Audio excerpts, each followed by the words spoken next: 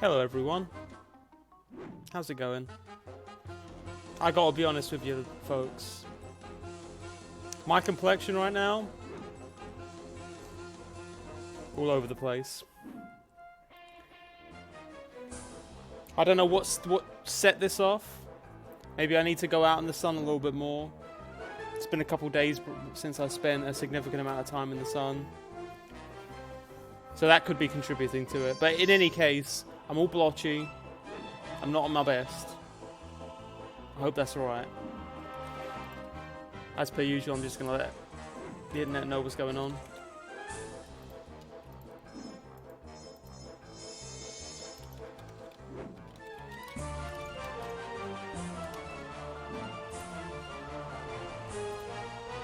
Yeah.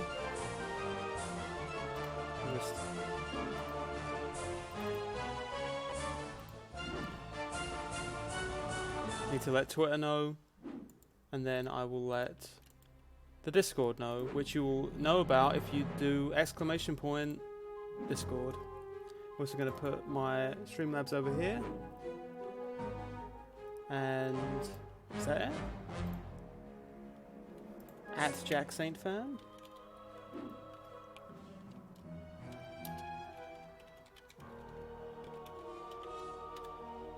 There we go. Oh, so what's been going on today? Not too much, actually. I woke up a little bit of a better time than I did yesterday. Yesterday I woke up at like 2. Today I woke up at like 1. We just keep staying up too late. I think last night, what were we watching? We went and saw Once Upon a Time in Hollywood, which I actually did enjoy quite a bit. Although I have some things to say about it. Connecting to chat? Is chat not showing up for me on the old Twitcherino? On the old Streamlabs? Refresh chat. Oh no! Is chat... Okay, reset. Did anyone in the chat say anything? Because if so, sorry, I didn't see that message. In any case, I saw Once Upon a Time in Hollywood. Thought it was pretty good. I'm generally a fan of Quentin Tarantino's work, so I would probably put it on the lower end, but like... Lower end for me is like Jackie Brown. I actually never saw Death Proof. Jackie Brown, maybe Django. And then mid-range is like Reservoir Dogs. So I would probably put Once Upon a Time in Hollywood in sort of the lower half, but it's still good. I like how it's just sort of very stream of consciousness, and it doesn't seem like it has a distinct focus to it. I didn't think that I thought that was cool. I liked just going along with it. It was interesting. I ended up watching the let me know if the music's too loud, by the way. I ended up watching the Stefan Molyneux review of it because he was calling it like degenerate art because there's tons of like sex and violence and drugs and whatever, and it's like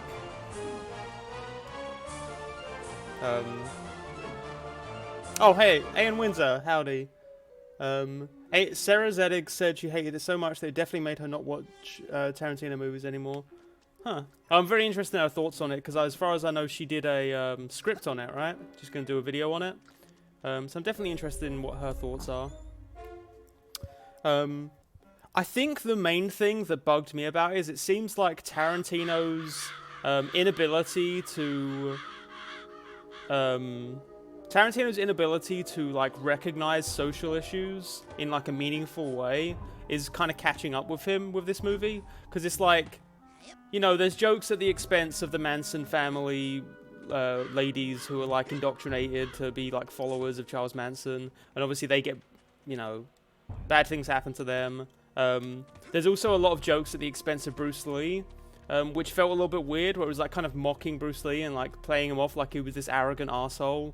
When, you know, at the time, this was like the late 60s, so you can just imagine the amount of struggle Bruce Lee went through to be like a recognized figure in Hollywood, considering how fucking racist it was in the 60s. But yeah, Tarantino doesn't seem like he really wants to delve into those issues more than just like, there's women in the movie, there's black people in the movie, whatever. Unless it's like literally Django Unchained, black people being enslaved type thing, you know what I mean? It basically tried to excuse people like Polanski as in saving him from himself. I feel like the movie is just kind of... I mean, you can say that the ambivalence the movie has to Polanski's awful bullshit is bad in and of itself. Oh. JT's brain? How'd this little doggy get out of the pen? Alright, well, we've got a brain there. Gotcha. Yes! I got a brain! Finally! Now your ears won't whistle so much when the wind blows. No, I meant I recovered a stolen brain. 1 second. Oh, I know what you meant. Sheesh! You and Sasha. No sense of humor when you're on a mission, hmm? Well, are you gonna come back here so we can recranialize that noodle while it's still al dente? Okay. We'll get a bunch of brains before we go back there. See, what I was saying was, the movie has, like, no stance on Polanski, in my opinion. It's just, like, Polanski is there, he's present, he is depicted, but the movie doesn't go into, like, the fact that he was a weird creep. And I think I could definitely see the argument that just by not pointing at that, that is engaging in kind of apologetics for Polanski, but I wouldn't say it goes as far as to excuse his actions. I think it just sort of doesn't discuss them in a meaningful way. At least as far as I saw. I could be wrong on that. And yeah, like I say, it's just, I feel like it's his refusal to engage with what the actual politics of the 60s were. Like, there was a reason that there were a bunch of teenage girls that were wandering the streets of Hollywood aimlessly. It's because they were getting kicked out of their homes by their families. It's big part of why. You can't just say, oh, those teenage girls sure did suck and they were very irresponsible hippies. You kind of have to go into why those movements started and how Manson was able to exploit them. But the movie's not really interested in that. I'm Milk now. Here's me, Milk. Howdy Joystick, howdy Nagand, howdy Kawasu, howdy Poopy Dickens. Very nice to have you all today. Actually, the early comers, you get to engage with this conversation in a meaningful way. Oh wait, did I not actually break that brain? Sorry. Don't worry, Frankie. I'll put this one right next to Kitty's. It's creepy. Alright, so what I was saying was, you guys get some fun engagement here, because there are 3 levels here. There's Black Velvetopia, there's the board game Napoleon level, and there's, where's levitation? Here? Yes. And there's the theater level. So, I'm gonna let chat, who just came in early, you get to decide whether we're gonna do the theater level first, the, Kitty's brain. You know, I hate to say it, but it is better groomed than the rest of the brains.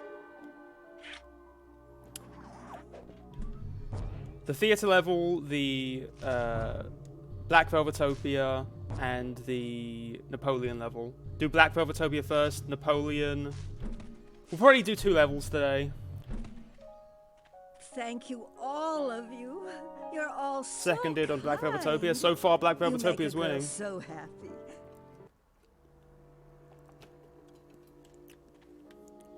Oh, you found my old trophy. I should really put that thing away before somebody hurts themselves on that gleaming metal claw-like part on the top. Say, would you like to hear the story of how I won that award, dear boy? I don't remember this bit. Or are you trying to take it because you don't think I deserve it?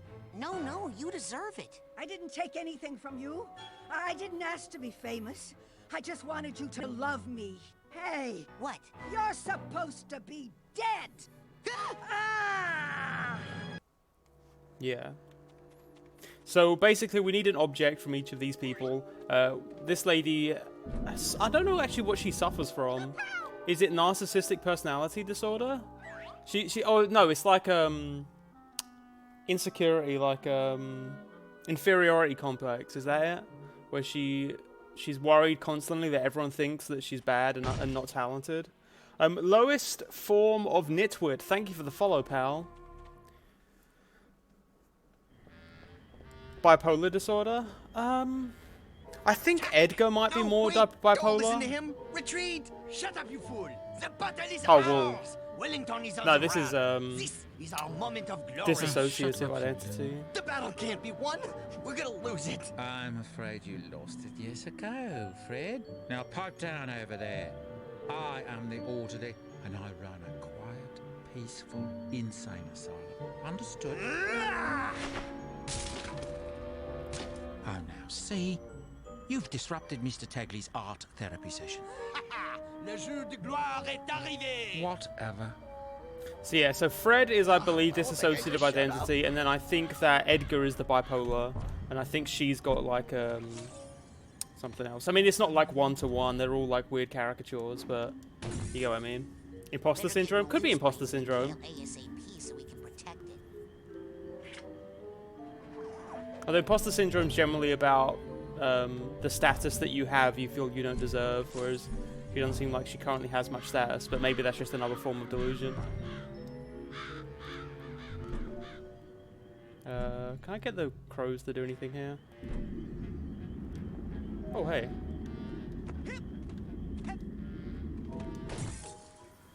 Chops, what is up, eh? Mother's Basement has a video about the theater level. Ooh, cool. I'll watch that at some point. But yeah, so what you're talking about with the hippie subculture thing, it's like, yeah, the hippies were only wrong generally in so much as, you know, they ended up exploiting a lot of... They ended up being a bit of exploitation of people's capital because they didn't have much capital themselves.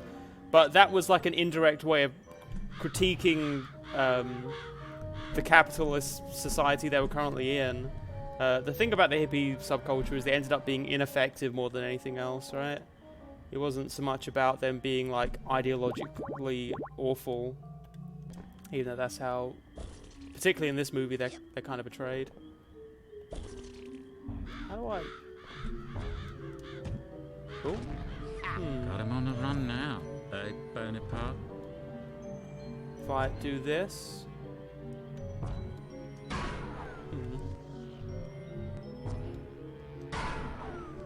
How do I do that? Maybe I can set it on fire? Let us give this a try.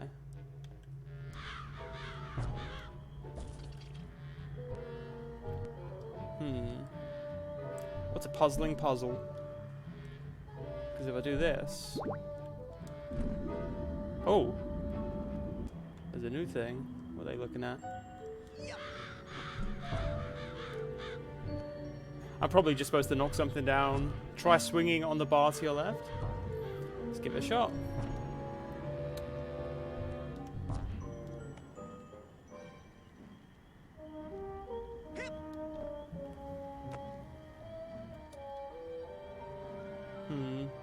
Doesn't look like I'm quite gonna be close enough for that. Nah. Not quite. Oh, you want a court-martial too? Well, I got one for you too. See, because he's... And you, buddy. Here's some wheels. What is that? What does Fred have? Oh. Excuse me, sir? I hear you. My name is Napoleon Bonaparte. Oh, Oh, you need his little straitjacket thing. Mr. Bonaparte. Shh. I only think I'm Napoleon Bonaparte. Do not listen to the weakling. He denies his lineage. No, you can do the theater levels in any order. I think this is the first time that the levels can be played in a non-linear way. I may be dumb, but I'm in charge. Alright, well I don't know how to get to that brain, but we'll do the Black Velvetopia first, because that's what people seem to want. Edgar's cool. I really like Edgar. He's probably the most likable, What you painting there? the most likable insane That is asylum my person. patron, my psychiatrist, my warden. Looks like Dr. Lobato to me. Is he the one who chained you up? The doctor won't let me go until Edgar I seems complete like my the treatment. guy who most why don't you just seems finish like the he just painting and go needs Why a good don't psychiatrist. I just- In the sense of like Gloria and Fred seem like they need serious help in a way that I think Edgar just needs, you know, Edgar just needs a pal. Wow. See? Sometimes you just have to... Huh. You painted a bullfight over the doctor's face. Why a bullfight? Huh? He seems the least caricatured, if you get what I mean. Every time. I mean, he's still kind of caricatured. Time it is the same. The matador, the bull. How I despise you both. But my hands won't let you go. Ah, Edgar got cocked. that is why I am here. Chained in more ways than you can see. A prisoner of art. A prisoner of art. Well, I'm gonna go downstairs. You good? I'm good. Alright, so we'll do Edgar first. By popular demand, let us welcome the Edgar brain. Because we need to get the painting of Dr. Loboto from him. What is this? Are you working on an abstract piece? Nice use of color.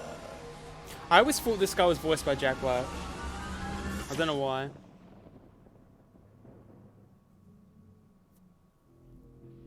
I like the level transition here too. Usually it just like when the door shuts it just ends, but this has an actual transition here. I wonder if you could make a good Psychonauts movie. That's an impressive house of cards you're building there. And still not high enough to reach. I'm just imagining how this game would look if it was like movie level graphical fidelity. I only know that she is beautiful, perfect, and sad. All day she cries rose petal tears, and I can do nothing to help her because my creation lacks something, and it will not stand. He's a caricature of a struggling artist, but I don't actually know what LBR means, but we're already like this. I agree. That was what was going through my Marvel video. Hang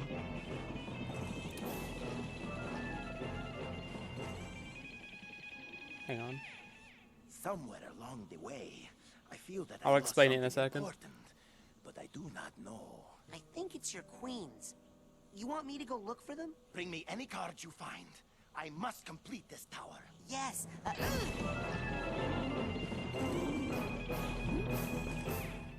Mario. Okay, so what I was saying, sorry, was when I was doing the Marvel video, I don't know how other people edit, but what I tend to do is I'll like film myself talking, and I'll have like my talking head bit, and then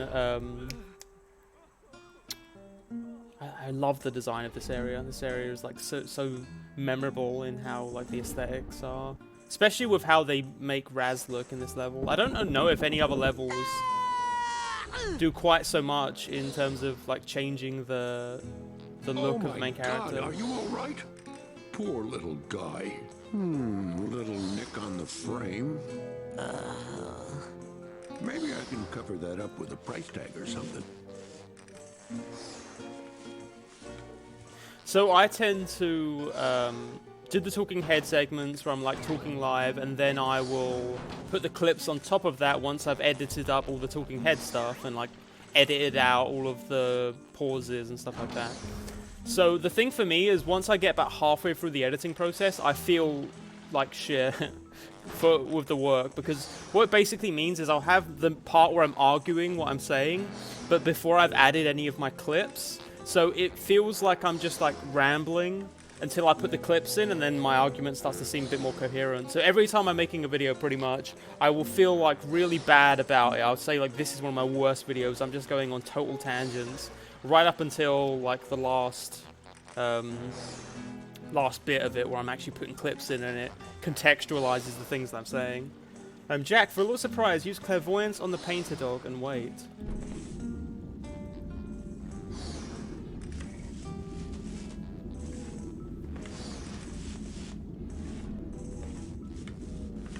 Where you can see his art. I mean, that's cool. I can see the art anyway. But Enjoy your new art there.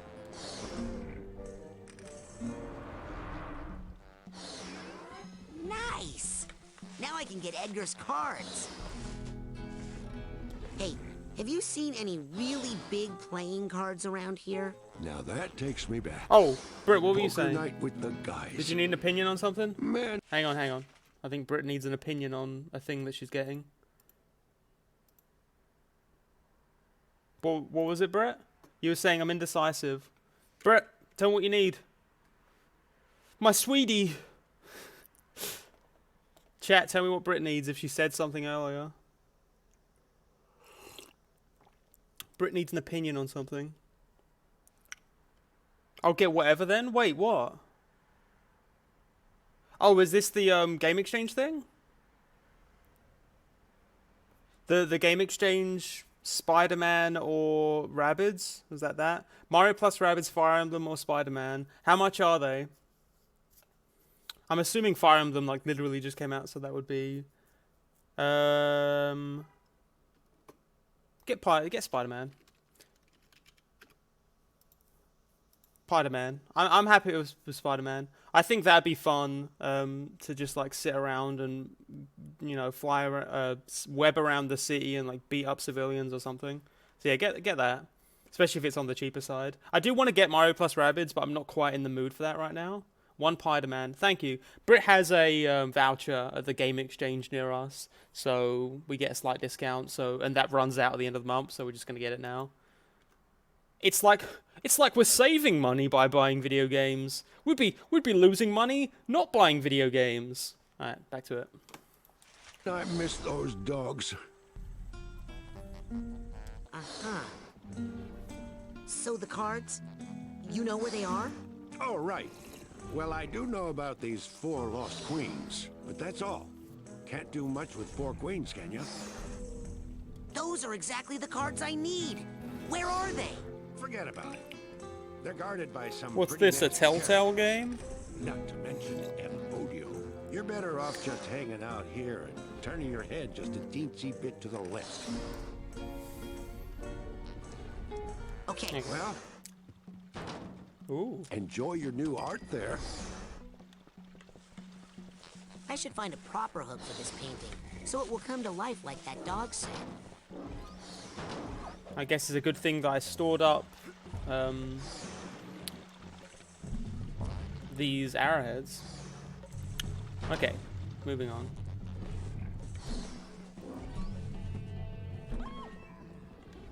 I need the steamer trunk tag for this guy. Now, please give me a moment while I just admire how pretty this level is. This is probably one of the prettiest on a artistic level. Not so much a technical level, obviously, because it hasn't aged super well, but on an artistic level, this is probably one of my favorite 3D platformer levels. I'm trying to think of other levels that kind of come close, and honestly, I don't can't really think of much. I mean, there's certain games that just look nice, like the Jak and Daxter games just look nice. I forgot how strong those guys were, Jesus. Anything that you guys can think of for like 3D platformer levels that you just really like on an artistic level? I think there's some Spyro levels that look real nice. Howdy, Captain Gwendolyn. How's it going, pal?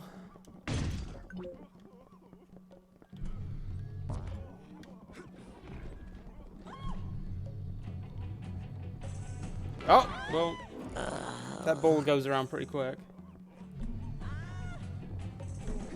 So I think I'm just supposed to go along the rooftops here.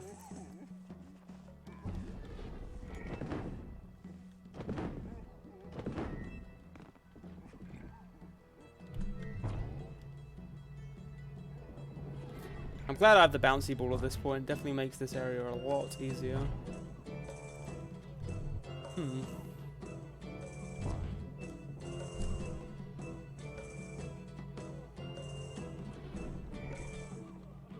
There we go. The one bad thing about this level is it's a lot more combat heavy than some of the other levels. And as I've said before, I'm not too much of a fan of this game on like a combat level.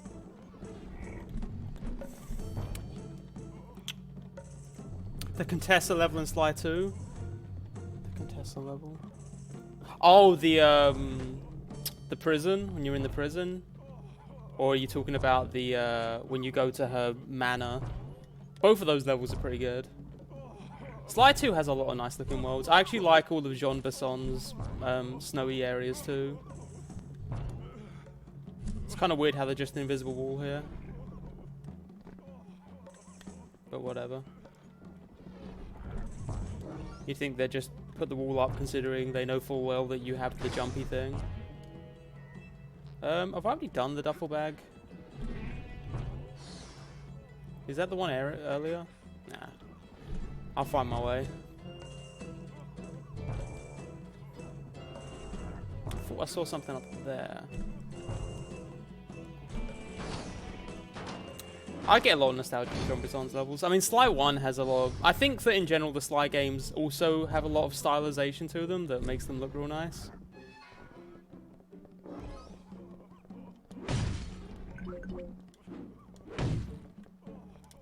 As opposed to... I mean, I can't even remember, like, realistic style 3D platformers from the PS1 era. I feel like all of them have just aged horribly. Oh, there you go. Ah, first boss fight. Here we go.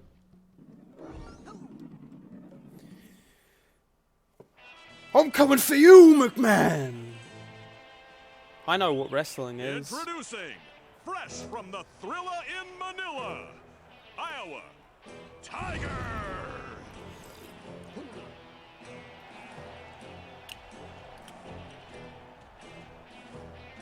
Oh, you can throw the trash can? Oh yeah, I forgot about telekinesis, really. Wake up, little man. Time to go nighty-night. I am awake. I like Sly 3 a lot still. I think it has really cool looking levels too. The especially the Venice level. Oh shit, sorry. What are you talking about? You will fight me for my card, yes? Well, I am looking for some cards. Then, small fry, I'm afraid the Sandman is going to have to bend way over to reach you because you are so awfully itty-bitty. I like how he just slips into like Russian Right, there. I get it. Just shut Dan up the and Sack, let's thank you go. for the host, my friend. And I Mwah. will shut up. But Welcome, also new friends. enjoy We're the doing some wrestling today. microscopic spectacle of your attempts to make me shut up. It's going very well. I think this is just one of those standard like dodgy bosses where he does like a big charge and then you just jump out of the way. Unless you're just supposed to shoot him. No?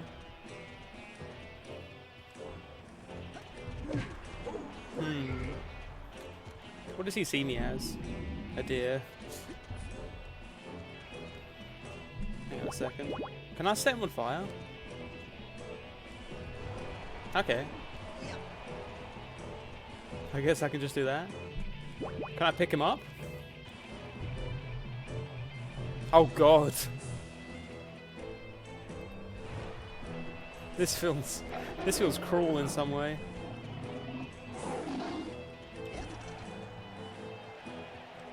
Oh, I can also just hit him. Can't get a good grip. Can't get a good grip.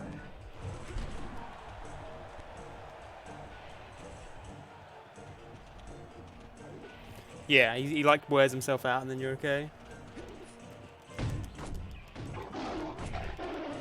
Give him the chair. Oh!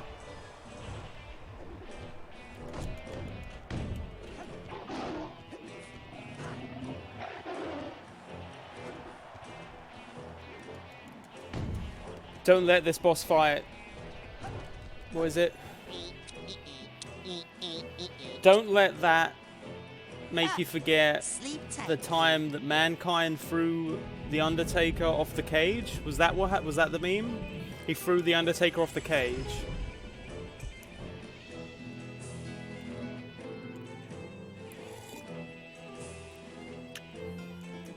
I think Ratchet and Clank had a lot of nice, technically nice looking levels. Just like really pretty in terms of the fidelity at the time. I remember a lot of nice stuff with water being done. Although that could be some bleed over to their HD remake, which is not so good in a lot of ways. TJ Heezy, thank you for the follow, pal. Undertaker threw Mankind off the cage. There you go. I know memes. I hope these things are worth it, Edgar. Perfect. One step closer to her. There's a game that I thought would be perfect for one of your videos. If you think of it, let me know. I'm open to suggestions. Please, boy, I must have those. I mean, I've kind of been thinking about doing a video on, I need the purse tag here. kind of been thinking about doing a video on Psychonauts. I mean, it's definitely worth bringing up if you want to talk about, like, the depiction of mental illness in video games. I don't know if anyone's ever seen any good videos on that subject. Mental illness as depicted in video games. Because often it's treated as like a stat debuff, right? Like you suffer from insanity and things like that. From back in the old D&D games. It's sort of a binary thing where it's just if you have mental illness, that is bad. You are now weaker than you were before, that sort of thing. Oh! Well, listen. I saw one about mental illness depicted in media in general, but not games specifically. Yeah. Because a lot of it does go back to the fact that, you know, we had a lot of RPG mechanics and stuff comes from D&D, and D&D had the notion of insanity. Like certain spells will inflict you with insanity. I didn't realize you could just jump over the ball. Can't get a good Uh-oh. grip. Man, this ricochet thing's really cool. Oh, another boss fight. God, I forgot that they just like threw these boss fights at you. Ooh. Can I put my rose up here?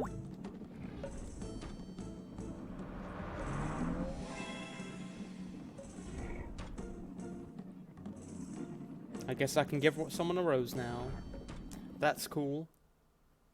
I think you get a secret thing for that. You get to talk about Hellblade's Senua's Sacrifice. Oh, I have not played that yet. Maybe I should play that on stream at some point. That seems like it'd be pretty good. That was by the, was that Ninja Theory? Was that the, am I thinking of someone else? Some other team? Darkest Dungeon did stress, and you get afflicted with certain afflictions. That smells like fear, boy. It was Ninja Theory, yeah. Yeah, no, I mean that fart smell. I like Ninja Theory stuff. Fear. Although did they do, No, I'm talking about an actual smell.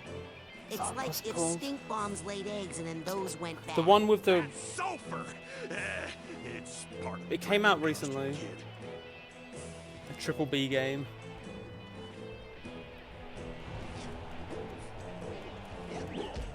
Uh-oh.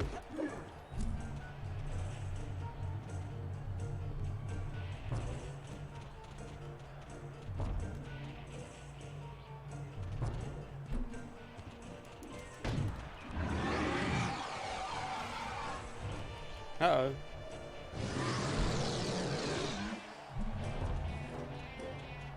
I can't tell whether his fists are on fire because that's like his attack thing, or...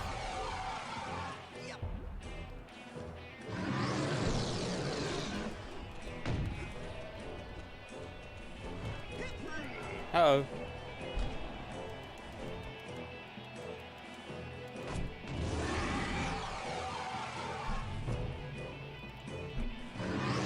They did the DMC reboot, yeah, which I actually quite enjoyed. Although in fairness, I'm not in any sense of the word a fan of the original games. I just never got around to playing them, really. Unless that kid can fly, he'll never beat them. Dance time, folks. Soon they'll be It's interesting you dragging your mention ass making out video of on mental illness in media because I really want to make videos Hey, too you and late? debut with one Did about you the hear depiction of mental that? illness in anime. Ooh, are there any specific anime? Stand Up a Trails in Mob Psycho 100. Yeah, me and Britt started watching Mob Psycho 100, but we just got distracted. It seems pretty good. I mean, I fucking love One Punch Man. In fact, one of my next videos is actually gonna somewhat delve into One Punch Man, specifically the creative journey of the guy who made it. What's the name of the guy who made? Does he go by I One? can still smell that guy. His creative journey where he made One Punch Man is like this very simplistic webcomic. I always found it really inspiring, and like even though you know you'll never be the best, still doing it anyway, and how that manifests in Moomin Rider. Yeah, I wanted to talk about that, definitely. I really do find his work pretty inspiring in that way, because, you know, there was a long time period where I didn't have any real confidence in my art. And I found it inspiring that this guy had this like really successful thing that was just him being willing to just make something even if it didn't look so great. Because if you remember the old One Punch Man webcomic, it had some sketchy looking art, but that was cool because like he wasn't trying to make the most immaculate looking comic. He just wanted to tell fun stories and, you know, not feel too stressed about it.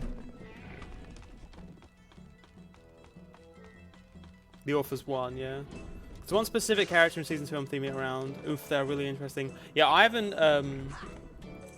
like I say, I haven't seen much of Mob Psycho 100. I haven't seen the second season of One Punch Man either.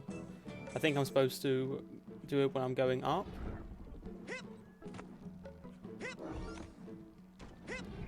Okay, perfect. So I'm just going to focus my platforming for real quick. Oh shit. God, this is tough. Mob Psycho 100 is basically a perfect example of his growth from underdog to a unique master of his craft. Yeah. He really exemplifies to me the idea of don't worry about perfecting your art. Because there will always be... You can always compare yourself to other artists and feel bad about what you're doing. But a lot of the times when you obsess over that and not being perfect in every way with your art, you can miss the things about your art that actually make it unique and interesting. Like my videos, when I first started making video essays, I'd been wanting to make video essays for quite a while, but I was like, man, I don't know anything about editing.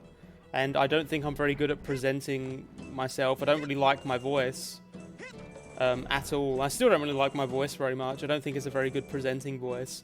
But I was just like, you know, whatever, let me just make videos anyway. And then it turns out people actually liked them. Alright. Well. Neat. Oh, these guys are back out. Oh, thank you, limited to 500 copies. I really appreciate that. Yeah, but I know a lot of people have said that, or I definitely had a few comments that have said they find my voice kind of soothing, and I don't get that at all. I always think it sounds really, like, grating, but, you know. We're just here for your hair. Exactly, and there was a solid year where I thought my hair looked absolutely disgusting, and in fact, most people told me it did look disgusting.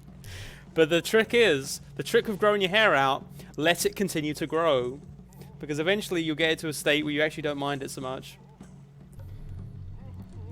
Your hair, when you're growing out your hair from like short to long, there will always be a solid year where you're like, this just doesn't look quite how I want it to look. But whatever. Jack saying ASMR. ASMR right now. I don't know if I was close enough to the mic for that. I do have a Yeti here now, so maybe I should just do the Yeti. Yeah, I saw another dog selling art up the street.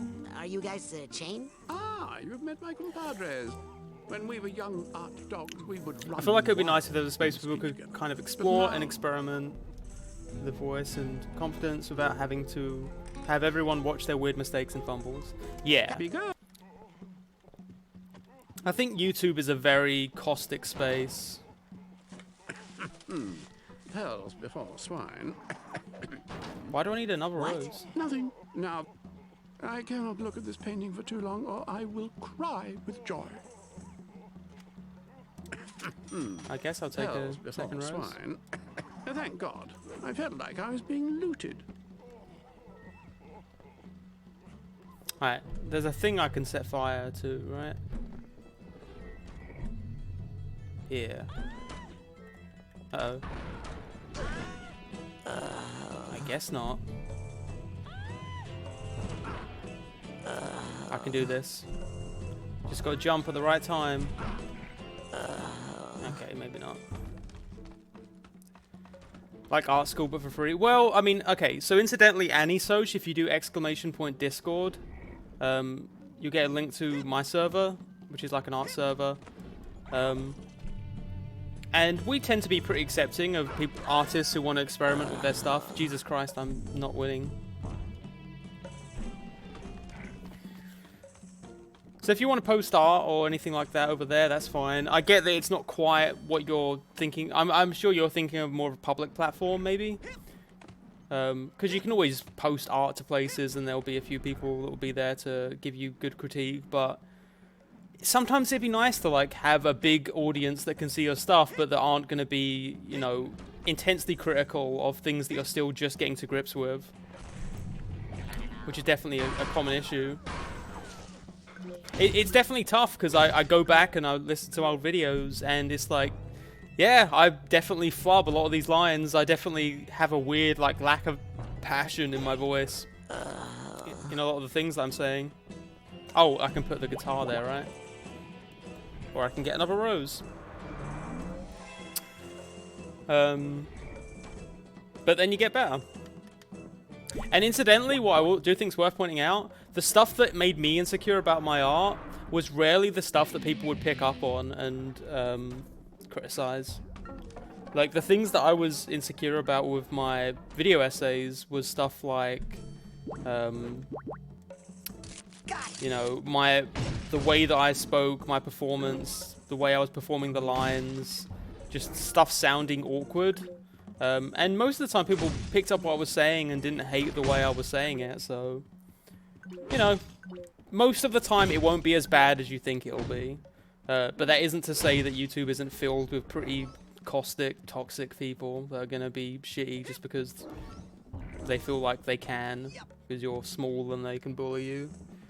Why don't people flock to DeviantArt? Also, Atlac Saint, the guy you said which wall was better painted, said we have to disagree, but I have a good art page. Oh, there you go, ADX man. It all worked out in the end. I also like with that example, for anyone who doesn't know the context, by the way, I had someone at me on Twitter. I forget what the exact context was. The fact that I think that objectivity can't exist or something like that. Right, there you go. Anyway, they ended up saying you can't ignore the fact that some things, like, the example was a blue wall, right? You can say, I can say this wall is blue, right? But I can't say this wall is good, right? I would have to set a standard. I would set a standard and then I would judge it based on a standard. But I can't just say it's a good wall objectively. A wall cannot just be good or bad objectively. Those are subjective qualities that we put on things based on a standard that we've set. So he was saying, no, you have to admit that some walls can just be better painted than others. And so I had like a sort of Jackson Pollock inspired splatter wall, and then I just had a completely clean, you know, IKEA-esque flat blue wall, and I said which one's better painted, and then he had to change that to like this kind of splotchy blue wall, and then say, well, can you say that this is badly painted? And it's like, no, because that is an aesthetic design that is actually really common, of having like this kind of splotchy, uneven texture on a wall. That's a common thing. My aunt's house has that as an aesthetic choice. They could have got flat, plain walls if they wanted to, but they didn't want that. They wanted there to be this kind of rustic look to it, and it's like, I don't know. It's weird to be talking about art, stuff like how home design and things like that when you're talking to people that don't seem to understand that artistic choices do exist, and it isn't just a single binary of good or bad. One wall had an electric socket, that is worth pointing out. He posted a picture of a wall with drips after. And it's like, yeah, if you want a completely standard wall, you'd probably say that isn't what I wanted. By the standards that I've set... Oh, Jesus. By my standards, that is a bad wall. But it would be absurd to say that if you're actually going for a rustic aesthetic in your house. Oh, hey. Whatever. I don't need to keep going over it. You guys in chat get what I'm saying.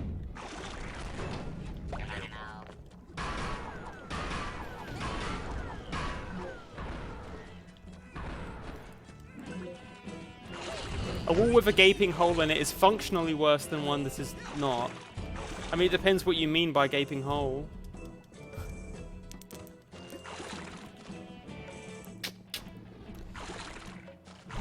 Isn't a window a hole?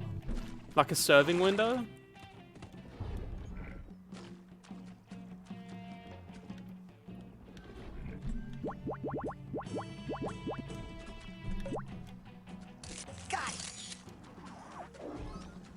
In any case, the fact that you're putting the term functionally worse is already setting a standard by which to judge it. That doesn't make it objectively worse as a wall. It just means that in terms of a function as a wall that you don't want anything to be seen through, yeah, it doesn't serve that function very well. The trouble is when we extend that to art, you're then saying what the purpose of art is, which gets into really tricky territory, because often when you're talking to these sorts of people, they'll start saying shit like, art is there to entertain us. It's like, okay, so does that mean that movies that are about the Holocaust are objectively bad because they're generally not that entertaining? Art can be about, art can serve a lot of different purposes, as opposed to something like a wall, which is generally just there to divide something. To block a view of something.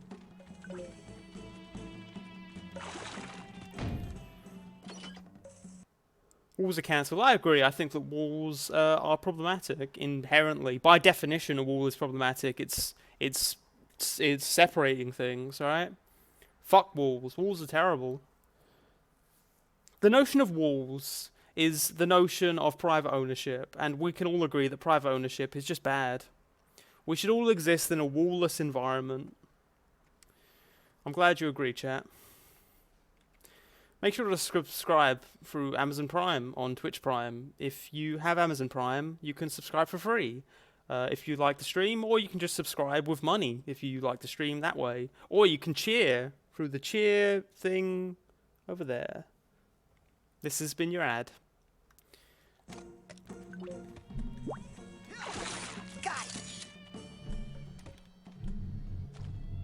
Oh shit, wait, sorry, I didn't actually look for that thing, sorry.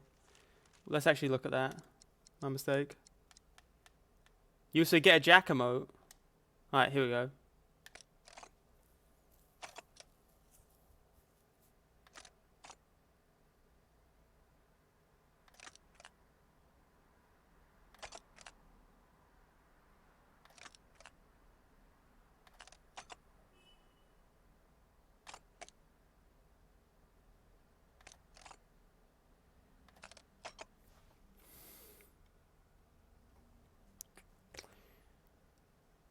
Nice guys finished last.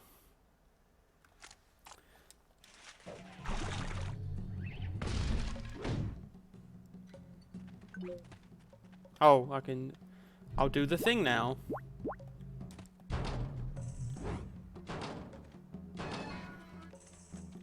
Thanks for the tip, chat.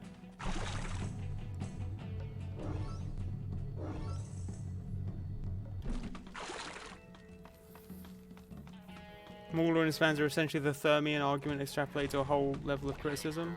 Whole style of criticism. That's probably a good way of putting it.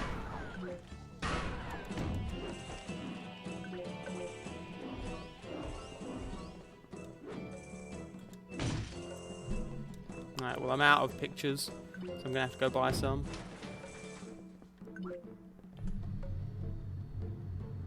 I'm a little bit low on funds actually.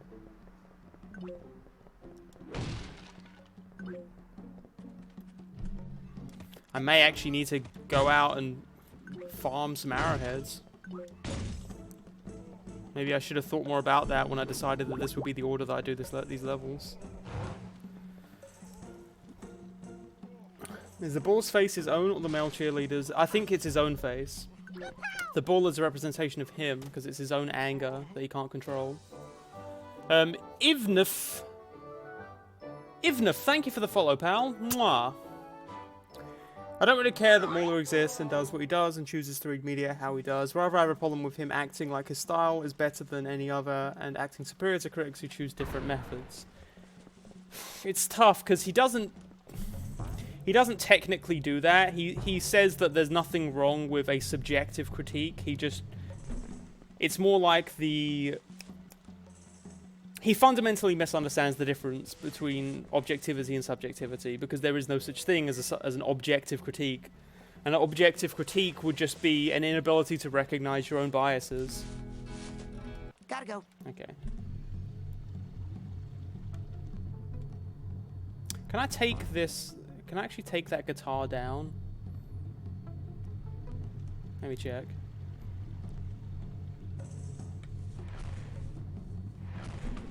Yeah, there you go.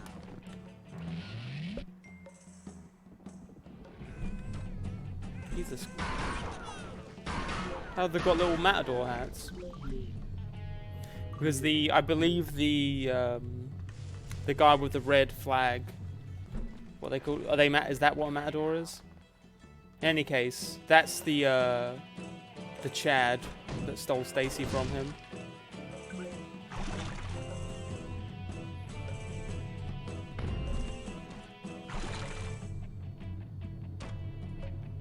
Oh, I mean, if you listen to the way that he argues stuff in his podcast and whatnot, he clearly does think he's stumbled upon him and his little ragtag gang have stumbled across this brave new field of critique in the landscape of awful subjectivist critics that only look at things through their own personal fifis, ignoring the fact that this is a conversation that is hundreds of years old at this point.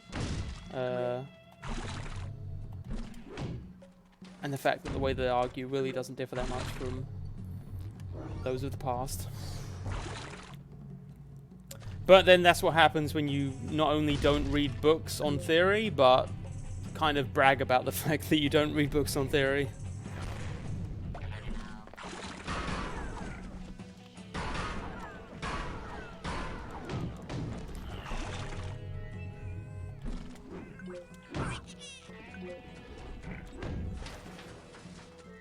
Yeah, they have a gift.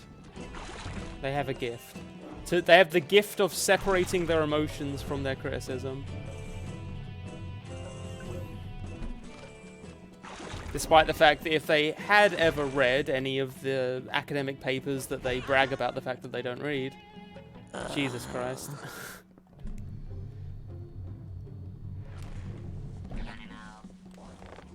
They would know perfectly well that many subjectivist critics are perfectly capable of separating their personal emotions from the thing they're criticizing. And as actually was pointed out in a comment thread or part of the tweets,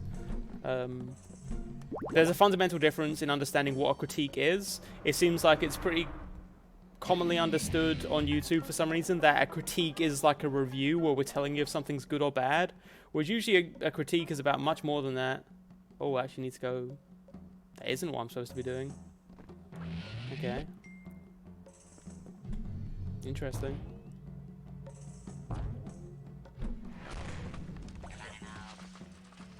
Alright, let's figure out where we're actually going now. When he says objective, he means like an argument built off of objective parts of the text, which he seems to think makes his conclusion objective, but he also doesn't realize that most subjective critics also build their arguments off parts of the text. Yes, that is a perfect description of what happens there. What he doesn't realize is that when subjective critics are making their critique or their analysis, they're almost always basing every argument they make off of objective aspects of the text. They're not literally saying, this made me feel good, which even then, saying this made me feel good would be basing that off of something that was actually in the work. In that case, it ends up coming to a weird discussion where they literally think that subjective means things that are wrong and objective means things that are right.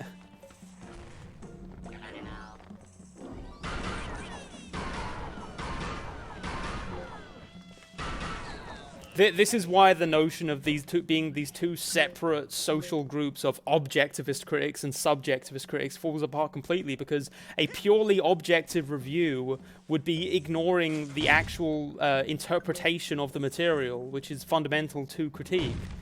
And a purely subjective critique would ignore what's actually in the text, which you literally can't do if you're going to criticize something. Maybe you guys get what I'm saying, I don't know. Blink once in chat. Give me a 1 in chat if you understand what I'm saying, or if you can give me a 2 in chat if you think I'm rambling incoherently.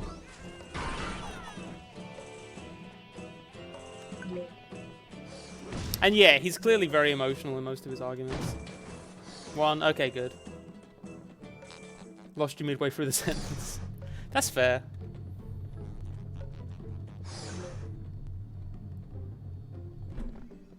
In fairness, this level was kind of distracting. Oh, okay, here we go. Yeah, we actually might need to back out this level and come back, because we can't afford all of these paintings.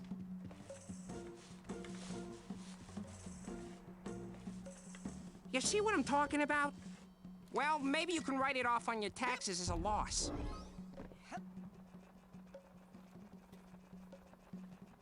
Yeah, we've got quite a lot of money we spent getting that cobweb duster, and then our orb colory thing, which I'm not saying it was a bad purchasing decision, but maybe it would have been useful to have some money right about now. I don't like using David Lynch as an example all the time, because I do get that David Lynch is, in many respects, the exception that makes the rule. Like, part of the charm of David Lynch is that his work is very different from almost any other critic. But at the same time, there are a lot of auteur filmmakers that... I'm saying auteur, right, aren't I? Auteur? That do similar work to David Lynch. It's just that I can't cite them to someone like Mueller, because someone like Mueller doesn't watch movies that aren't Star Wars.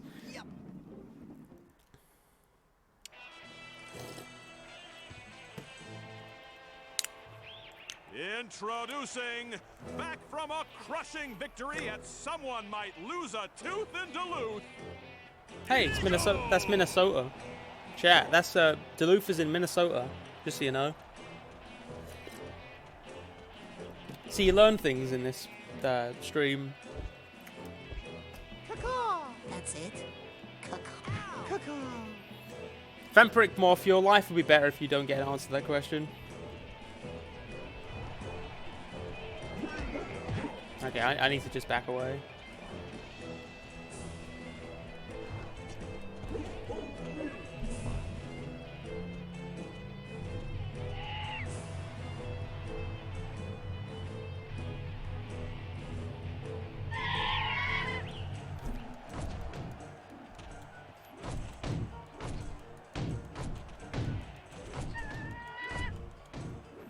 Do these sorts of attacks ever really work? The ones where it's just the boss jumps up into the air and you have to keep moving or else you get caught in it? I feel like I get caught once by like a... Oh, Jesus. He's getting me. He's got me on the ropes. Dark Souls may have got me on that once. Most just because the hitboxes are weird in Dark Souls. Okay, so I did in fact get got by that attack. Please don't clip that.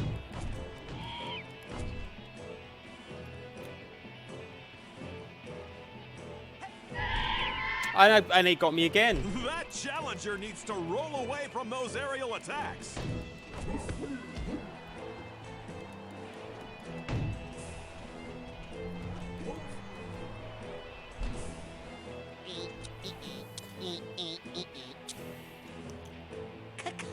Hoisted by my own petard.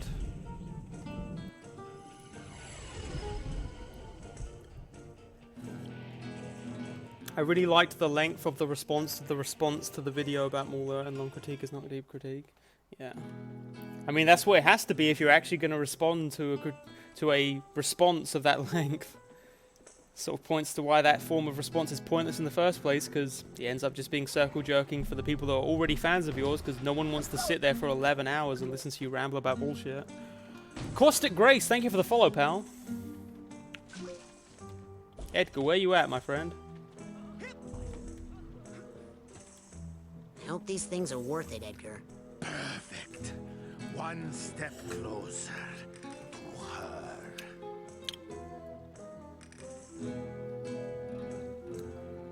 I think just one left after this, isn't it? Here you go, Edgar. Ah, that is exactly the card I need. 45 minutes of Dark Souls got turned into 12 hours, yeah. I do like Raz's victory dance. I like how he got it from the bully.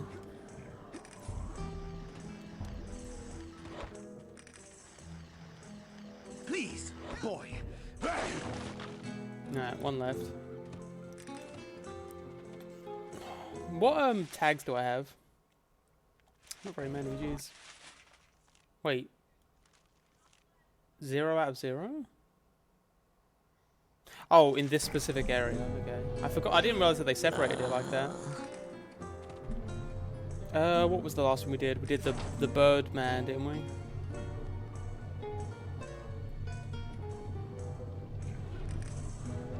Still have the snake person left. There you go. I'm staying hydrated, bot. I'm staying hydrated. How many more Edgar vaults are left? Vaults are...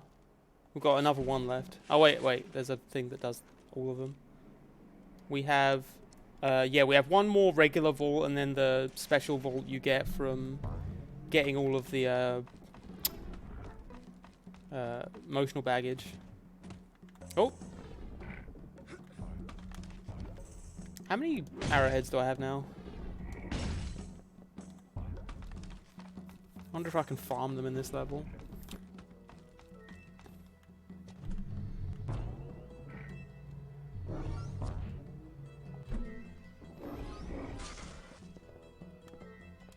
One thing I've noticed, this isn't, I'm talking more about that community at large. I don't really know what, I don't know whether Mauler feels this way. I don't really care if Mauler feels this way.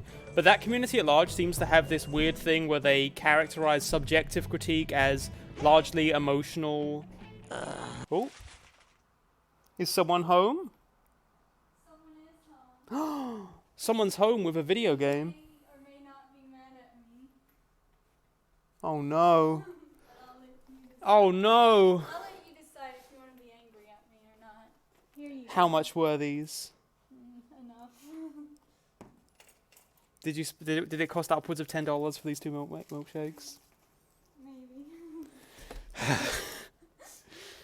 This better be a damn good $5 milkshake. It's a Tommy's milkshake. It is good. Tommy's milkshakes are good. Tommy's is a local place we have. Tommy's is a local just like a general restaurant. They don't really seem to have a specific cuisine. It's just like they do burgers, they do breakfast stuff. It's not really a diner, but it's like the main thing is they do really good milkshakes and they do a lot of vegetarian stuff, like veggie burgers and stuff of various varieties. This is okay because we're making mashed potatoes today, so we'll save some money that way.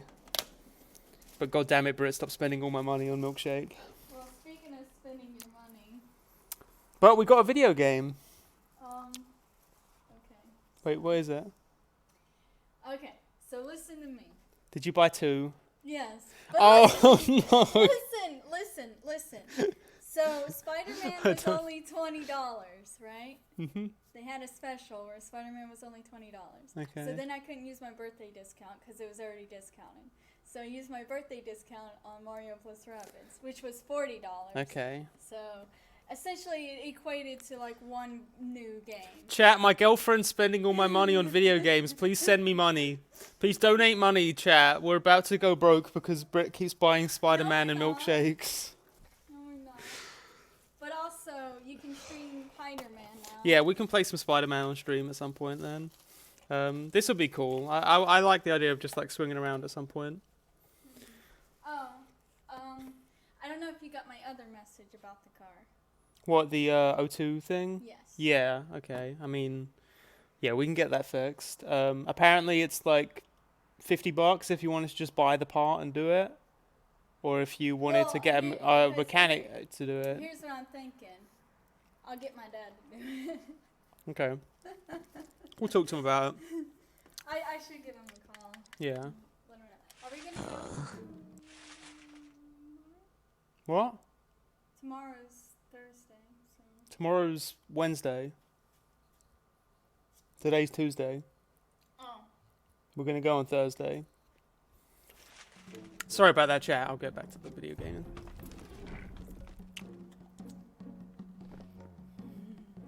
How many arrowheads do I have now? Sorry. 23. God damn it, Britt. This is the 6th time you bought Spider-Man. I think they're just trolling.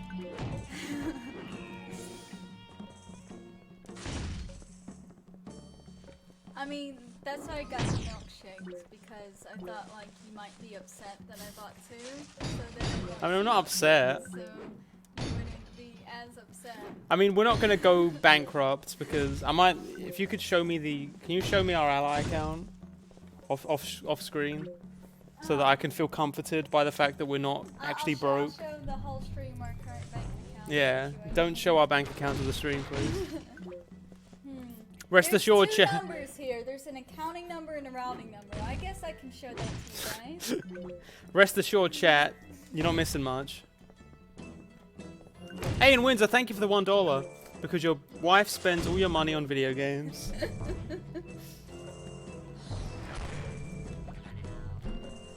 Here you go.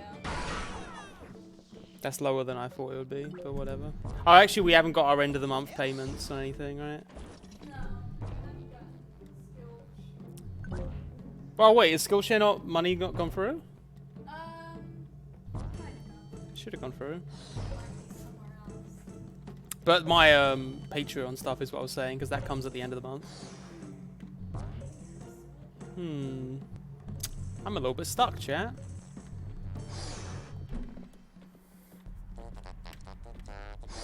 Let's go back to the first area.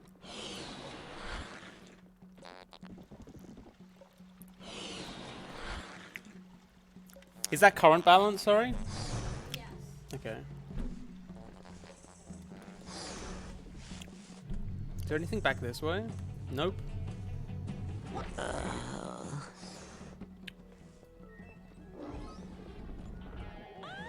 need the steamer trunk tag for this guy. Not entirely sure then.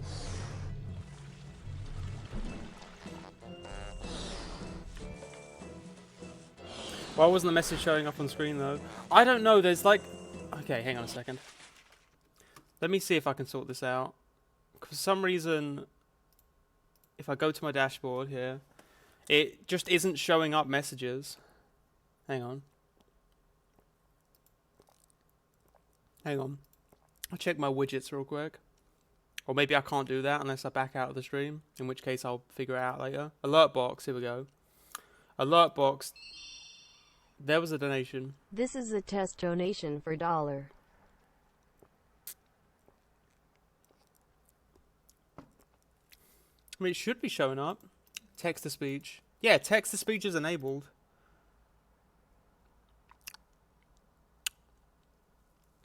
Min amount to... Oh, sorry, that was the problem. It's, the text to speech is at $5 minimum for text to speech. And the minimal amount to alert is also set to $5. I think that text to speech should remain $5 or more so that I don't get spam. But it should be $1 to alert. I think that's fine. Yeah, there you go. No, wait.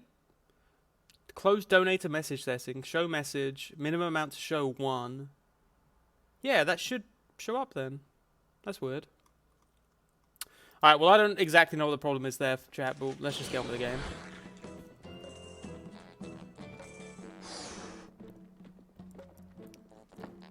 I'll figure out a fix for it after the stream.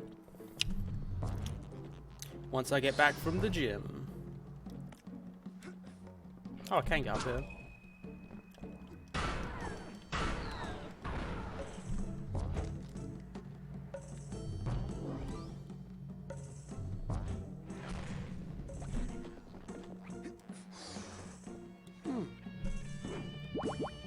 Let's try the vine.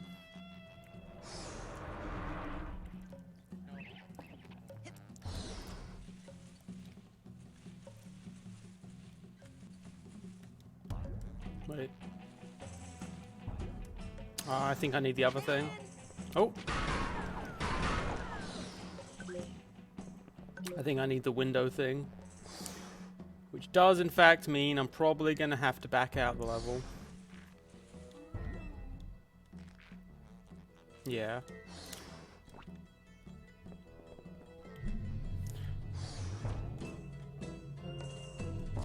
Unless I can just... Unless there's a good place to grind for some money right now. Get back here. Let's see if there's let's see if we can get 10 arrowheads worth of shit from Edgar.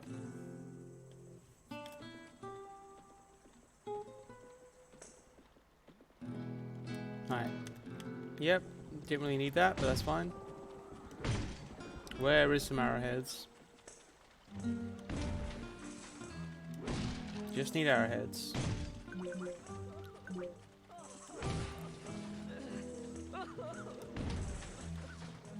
We need 55. Nice, 55 for the thing. I have 45.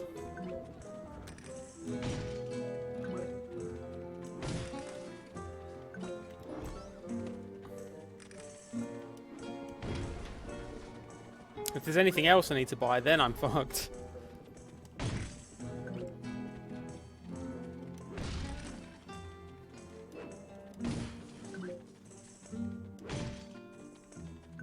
Alright, nearly there, chat. Nearly there, chat.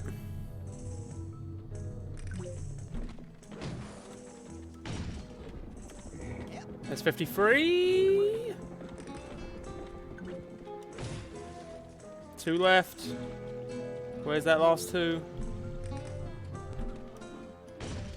54. Where's that last one? Come on. There we go, 55. Spot on.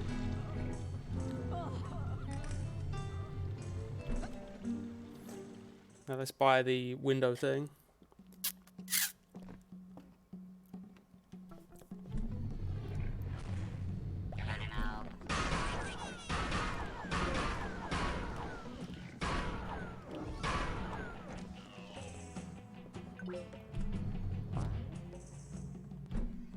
Well, maybe you can write it off on your taxes as a loss. A catastrophic loss, even. Got him.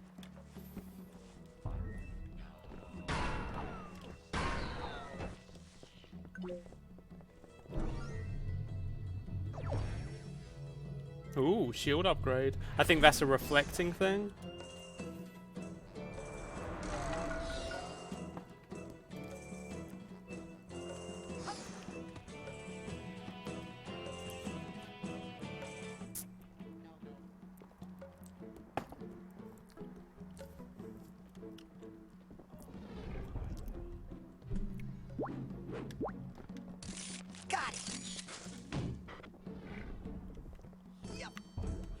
I'm pretty sure I did need that to continue on. To the person who was saying that you don't actually need the extra things. I didn't know how I was supposed to get around that otherwise.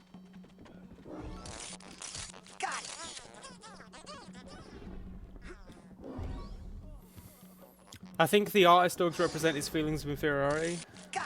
Yeah, probably.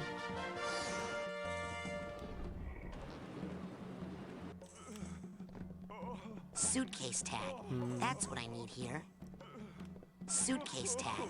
That's what I need here.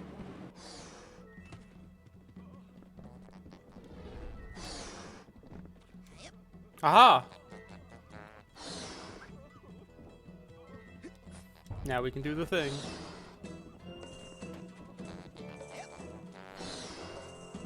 Or their overly negative comments about the value of their own art. Yeah.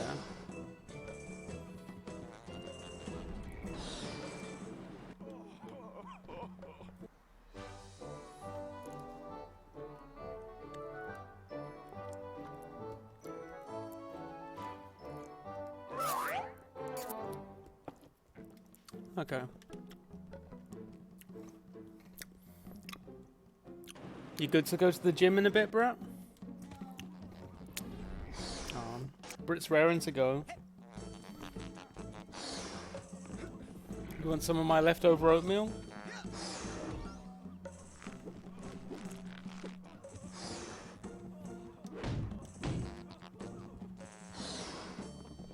Oh, it's this guy. Ow! Ah, you must be the towel boy. You want an autograph? I don't just hand those out. And that's a good lesson for you. Anticipate disappointment. Take me. I'm the greatest bullfighter who's ever lived, yet my upcoming match against the town bull has received virtually no marketing support. A towering advertisement was supposed to have been painted just outside my window. But as you can see, the job hasn't even been started. I think that bull is trampling anyone who tries to paint on the wall. Maybe you could stop it. So instead of challenging the bull before a stadium packed with screaming women, you want me to fight it on the street in front I had a of one lovely dog oatmeal and coffee one child shower. wearing a crude towel boy disguise. It does it. Is it weird That's that a actually terrible sounds kind of idea. nice? Here's a better one. You go get that billboard painted, and I'll reward you handsomely. Which is how I do everything. How was your gym As an sesh? advance, I'll give you one of my secret Sapphire weapons. 918. Did you get Use some it if anyone gains? gets stubborn. Huh? What's up? Britt, show off your muscles to the chat. Show them off. Look.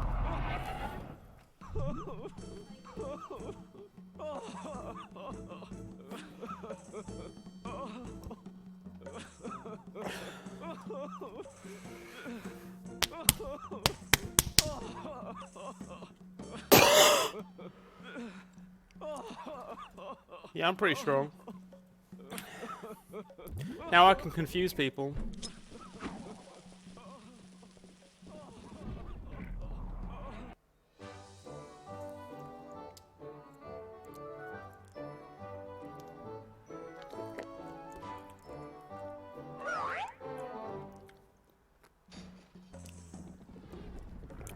As my suitcase quietly weeps.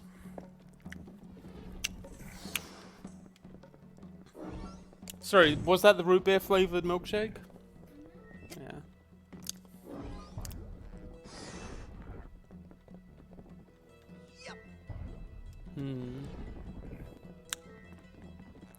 I forgot about this confusion grenade thing.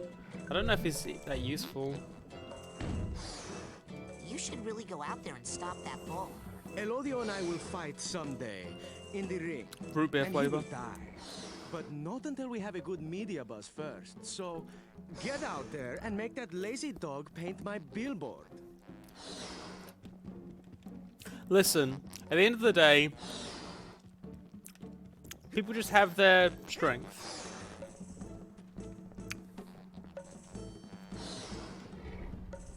Some people, they just have, their body has a shape, doesn't it?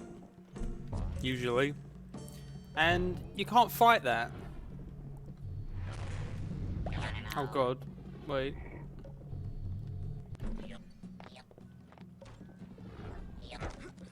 Okay, that set me back a little bit, but whatever. How does root beer taste like? I don't know, it doesn't really taste like root beer. It just tastes nice. It just tastes like, I don't know, hang on. It's like a kind of toffee, caramelly, vanilla-y thing. Maybe a bit of butterscotch going on. I don't know. Hang on a sec. Hang on. Hang on.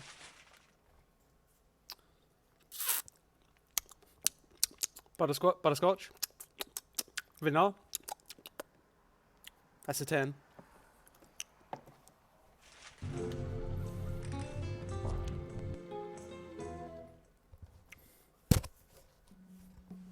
Artist Tyre says my body type is gremlin.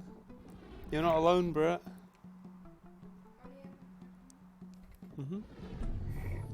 You're gremlin shaped.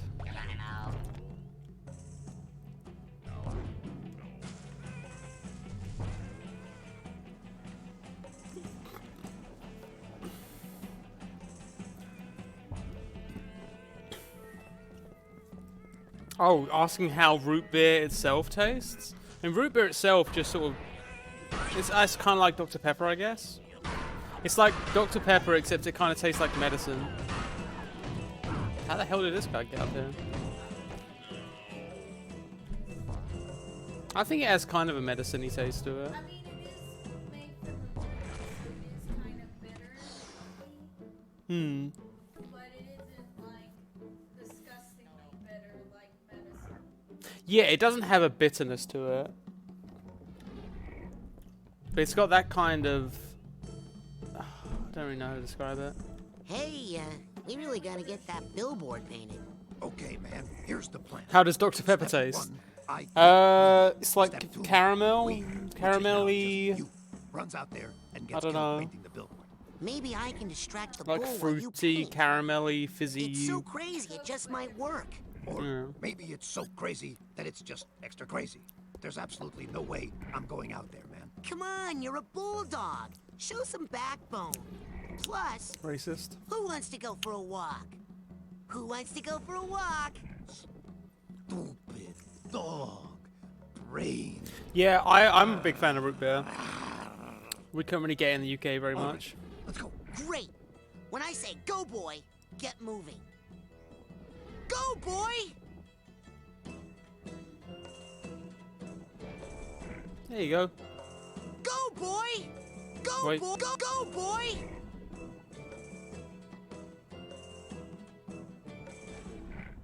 Go, boy! Go, boy! You can do it. You can do it. Okay. Go, boy! Go, boy! Go, boy! Man, I can't take it. Uh-oh. Why don't you confuse something else? Go, boy! There we go.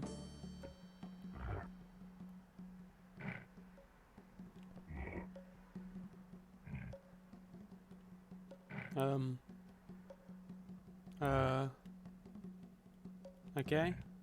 Well, this sure is a thing.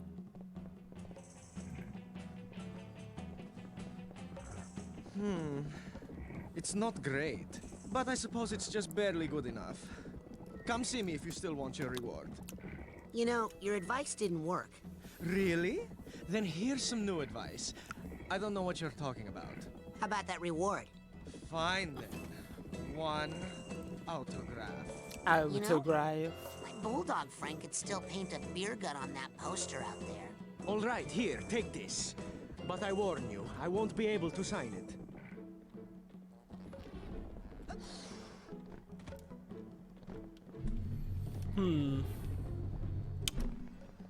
You should really go out there and stop that bull. Elodio and I will fight someday in the ring, and he will die. I feel like I'm missing a lot in this level because I've still got like 2 things left, but it doesn't really matter. I can just do the thing now. Unless I do this.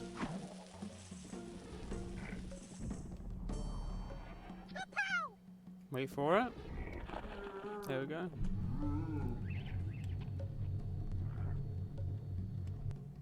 Oh. Oh.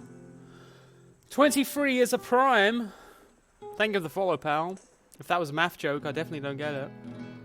Jack, you don't know what a prime number is? I don't even watch Transformers. No!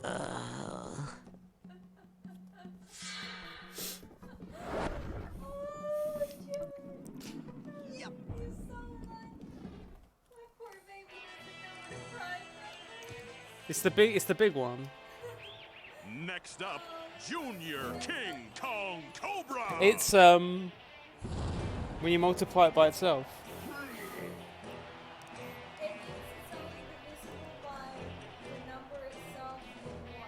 Yeah. Hey, Edgar. Itself or the number to get an even number. Like 11.5 times 2. Yeah, but that has a 0.5 at the end. Nice headgear. So what isn't a number anymore? What? You suck, Tegley. Think about it, mathematicians. Duh. Coach says I got mental toughness. You can't break my 11.5. Hey, I'm not Edgar.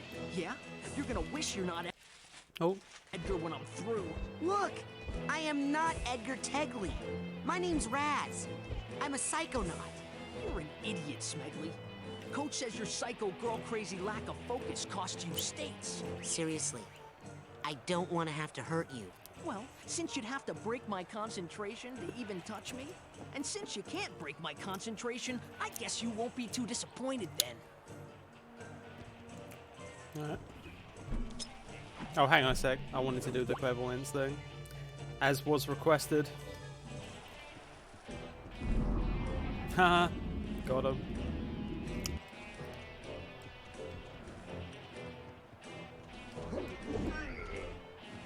Cause I didn't. You can't hurt me at all. Because the coach taught me how to concentrate on not feeling the pain. Not like you, Smedley. You feel everything. I can't feel a thing. How about that? As a big, strong, emotional man, I identify with Edgar. Because I'm also big and strong and very emotional. You'll never break my concentration. How's that feel?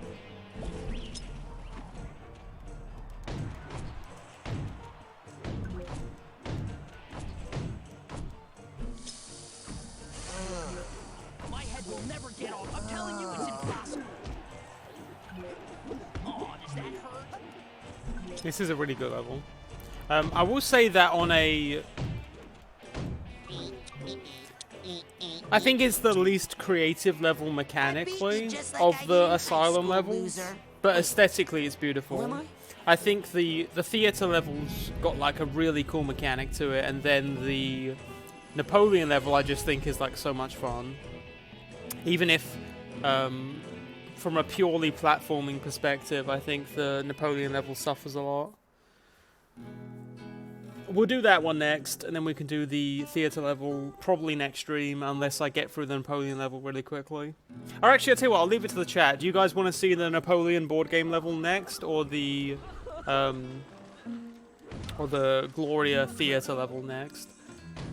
Incidentally, I have a hot take about this level now that I've thought about it a little bit more. If anyone would like to hear that.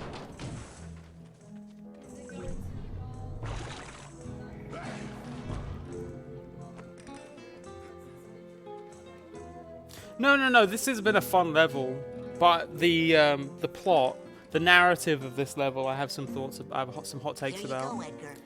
Theater next? Theater level? Oh, everyone's saying theater. Okay, we'll do the theater level next. We can do the Napoleon. Even though the Napoleon level is my favorite, we'll do the Gloria theater level next. I'll do the hot take after this next cutscene. Once this is, I'll see if you guys know my hot take when I show you this last cutscene. Once we get to the last cutscene, I'll see if you guys can figure it out, and then I'll let you know what my hot take is. Edgar? Edgar?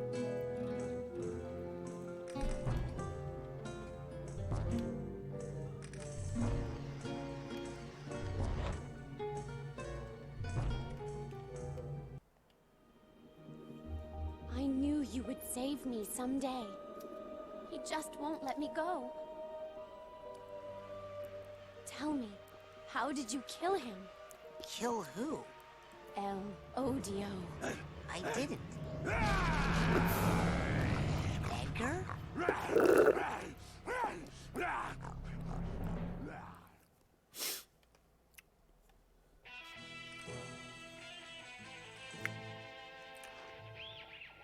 I already know where you're going with this take, I think.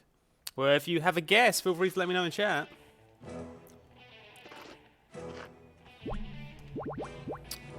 I don't need that. I think I just need to throw this stuff at him, right? Wait, what?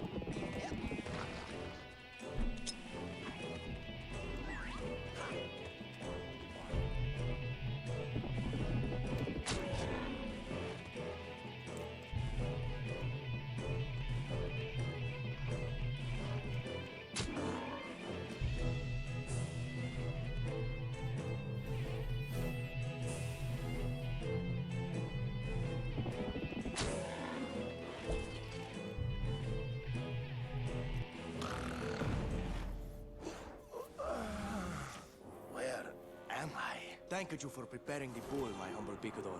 I shall now finish this beast off easily. Edgar, listen. There is no Elodio, no Lampita, no Dingo. What? You can't let the junior varsity pep squad ruin your life. what's up with the junior? Yeah, we were full on varsity. Give me a G! G! Give me an O! Give me a B! They stole my happiness, my life, the state semi-finals, everything!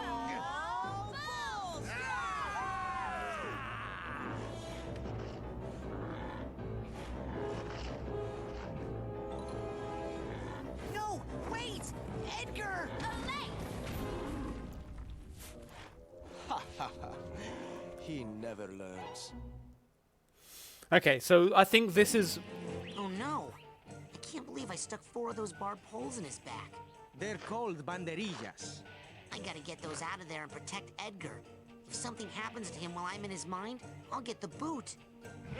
So what I wanted to say based on that cutscene, some people in chat were saying that I was going to say that Edgar is an incel, and I think that would be a kind of disingenuous approach to this particular level. I don't think Edgar is an incel. I think that very directly the level is critiquing his incel mindset, where it's saying, like, Edgar, don't let literally your whole outlook be destroyed just by the fact that, like, a girl broke up with you and got with another guy, right?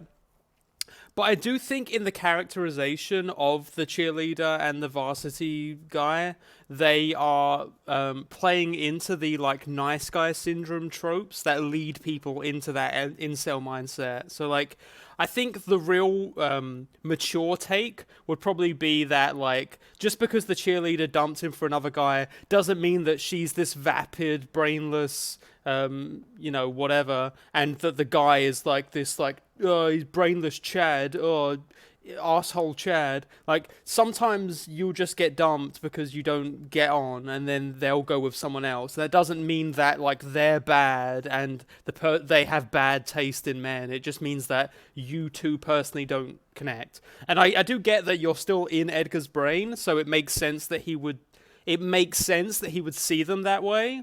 But I think that, as far as I'm aware, it doesn't then pull the rug out and say, actually, this cheerleader girl wasn't necessarily, you know, the terrible stereotype of like a vapid cheerleader, and that the varsity guy isn't the stereotype of the arsehole Chad, right? Like, that's just what those people are like. And in that way, it plays into the stereotype a little bit, even though on a surface level, the level is very clearly critiquing the toxic mindset that Edgar's got himself into there. If you get what I'm saying. Edgar views her as a vapid cheerleader and Dingo as the pompous dude, but the vault contradicts it. Yeah, I guess so. I actually missed the second vault. I'm gonna need to go back and find the second vault, I think. Is that right? Did I miss one of the 2 vaults in this level? Yeah, there is one more vault that I actually need to find in this level, that would give us a bit more context. I think that involves the roses that you get, that I've already purchased, but I would need to find the place to put them. But yeah, hopefully you guys get what I mean there. It's good that you're thinking about the words you use. Thanks. No problem.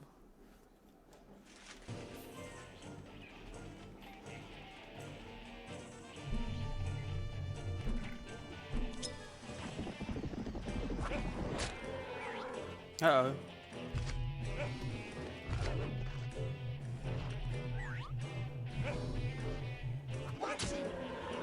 Uh-oh.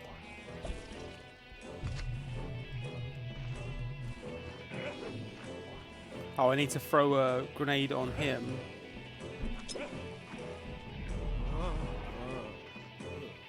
I am the mighty El Odio! I have all the power of the bull! And all the weaknesses of Alright, let's stab this guy. Look out! Here comes El Odio! Ow! El Odio's hit!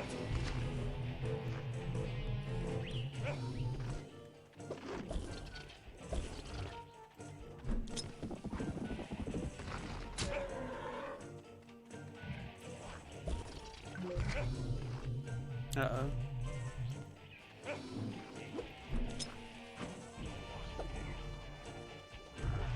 Look out! Here comes El Odio!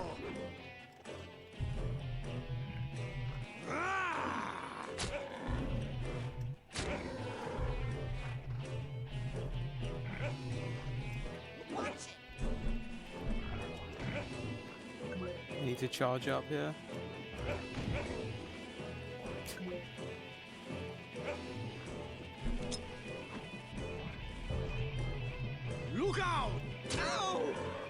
in Elodio's butt!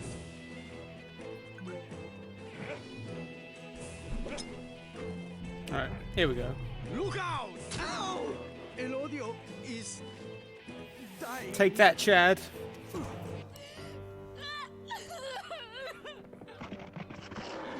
It's all right. It's okay. It's also interesting that a Spanish/Mexican level is making these themes because of the prevalence of machismo in our culture. See, that was an angle that I'd never considered, obviously, because I don't really know much about that culture. They're too pathetic. But if that's the case, that's interesting there. Can't you just let it Yeah, go? it's definitely a toxic masculinity is a big part of this level, I would say. See?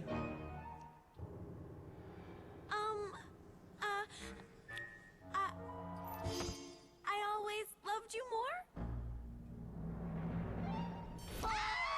Yeah, see, like that, like the idea that they must be loser assholes. Right? Like that, in a way, there's still the seed of a toxic outlook there. The fact that it's like, oh, well, if they don't like me, then they must be assholes. Right? I'm not saying that that's as far as Edgar believes, but... Gets tricky. Gets a little bit tricky. My patron, Raz. You may also hand him my farewell, for I am checking myself out of here. You have unchained my mind, young friend. So before I go, I'd like to show my gratitude by painting. Alright, well, we're exactly halfway into the stream, which is good because that we now have time for one more level. My mental problems, and still I have no rage. Amazing. What's up?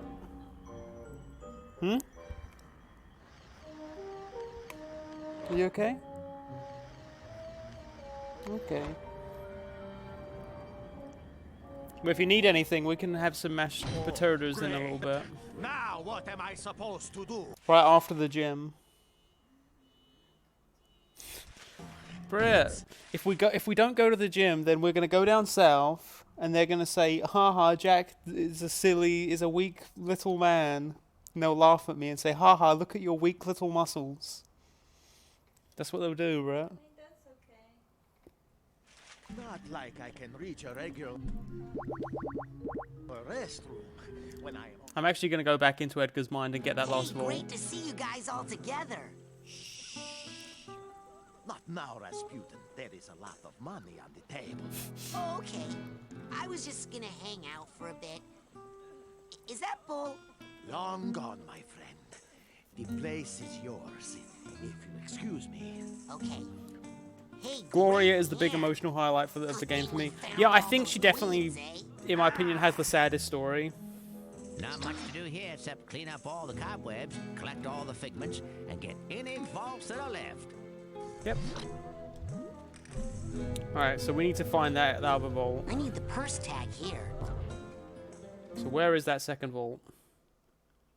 There's no ball anymore, which is nice. Which gives us a lot more freedom to look around.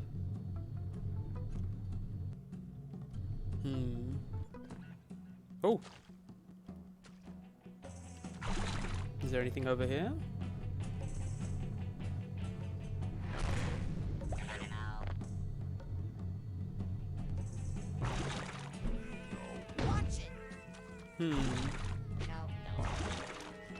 Because there was the, I did buy a few things that I didn't end up using, really. So I'm curious if that helps me out at all. Oh, wait, I have one idea. Let's see if this gets us anywhere. If I take down... Hang on.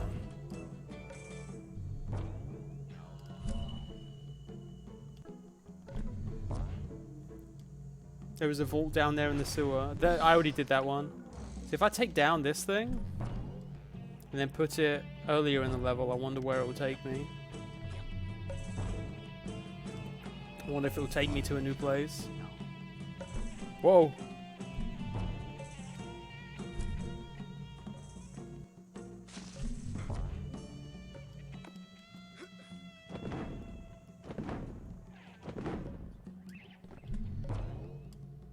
Yeah, there was a part way earlier in the... Oh, hey! There we go. Is this it? No. A little bit earlier. There's this guy. Oh! I can do this Can't now. get a good grip. So there's the steamer trunk tag. I'm not sure where the steamer trunk is. Does anyone in chat remember where the steamer trunk is? Oh, hey. Yes! The guitar painting takes you to some places, but I think the window just gives you figments. You need to go to the sewers to get the second vault?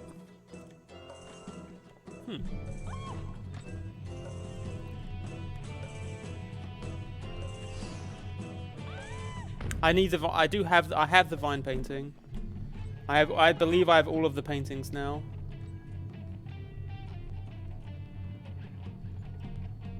But I can go down to the sewers. Yeah, I thought that maybe this would do something. If I put the window here. Does it take me to a new place?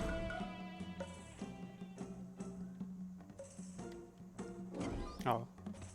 You are correct. It does in fact just give me figments. Did anything happen if I put the vines here?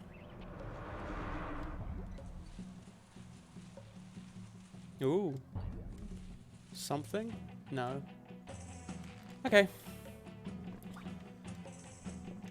One vault is in the side passage in the club section, one vault in the garden is in the garden accessible by the sewer. Fuck off. And use TK on the trash can, use the vine paintings to climb up to the garden where the vault is located.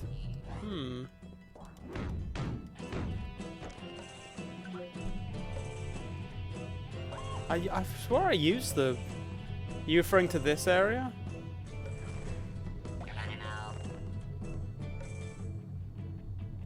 This bit here? Because I don't think that got me anywhere. Also, I don't like...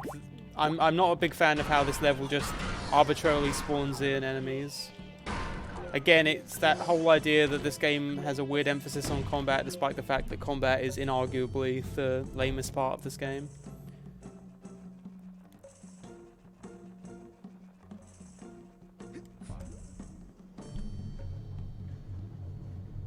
One vault is in a side passage in the club section.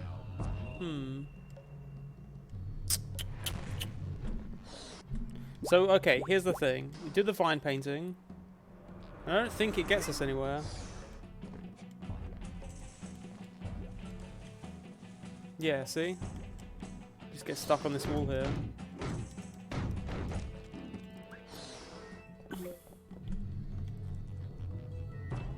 Listen, don't do the writer's work for them.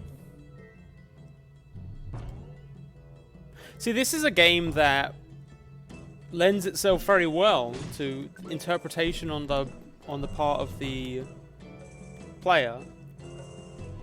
It was another example of me being kind of sad that there's this notion that like reading into the work is something you only do if you're trying to do the writer's work for them. It's another example of why it's such a limiting view. Howdy, Lena Fleer. Lena Fleer. Alright, can someone give me more specific directions by any chance? Because I remain stuck. So we go through the sewers. Right. We go over here.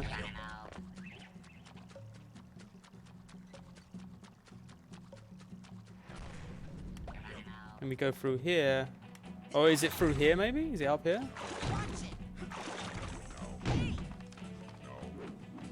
I'll leave you to that, fellas. Alright, so there's this bit. Yeah, we know this bit. Whoa. Uh-oh. Uh-oh. Because there's the one vault that we found right here.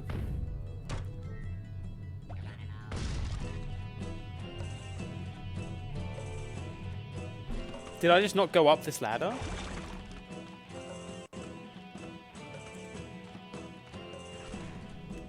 Maybe?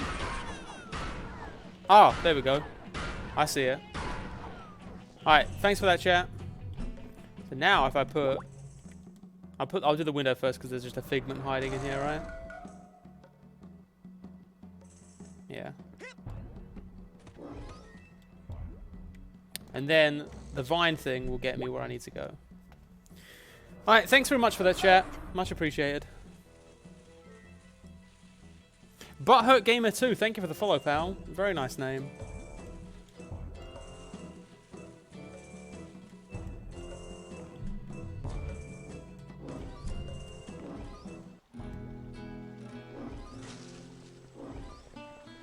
Hey, I just think it's great that you took that ass kicking I handed to you and turned that defeat into something positive. Like gardening. There we go. Alright, so here we go. Edgar's love.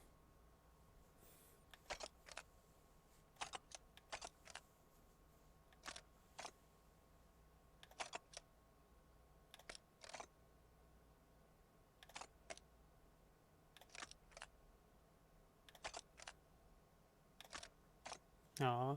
See, yeah, that does seem contradictory in some ways, because it does point to this idea that maybe she had a bit more to her than just being like this vapid cheerleader. I don't know. Something they maybe could have expanded on a little bit, rather than just ultimately mocking her and the Chad. Which feels more like it's feeding into a certain harmful mindset than really dealing with it. Alright, so unfortunately I haven't been able to find the purse tag.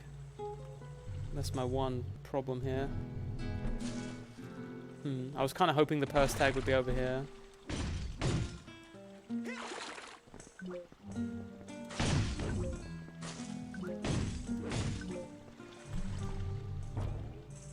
She actually had human feelings, like a human person. Oh, whoa, whoa, what's this? Oh.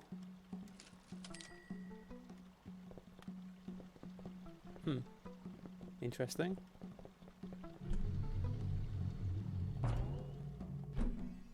I should find a proper hook for this painting, so it will...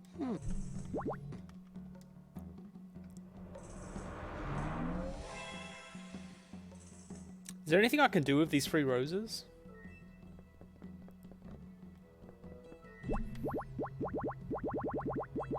Hang on a sec.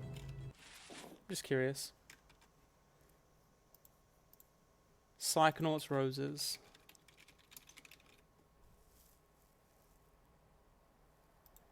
The roses don't seem to have a real purpose. Oh, it gives you a hint.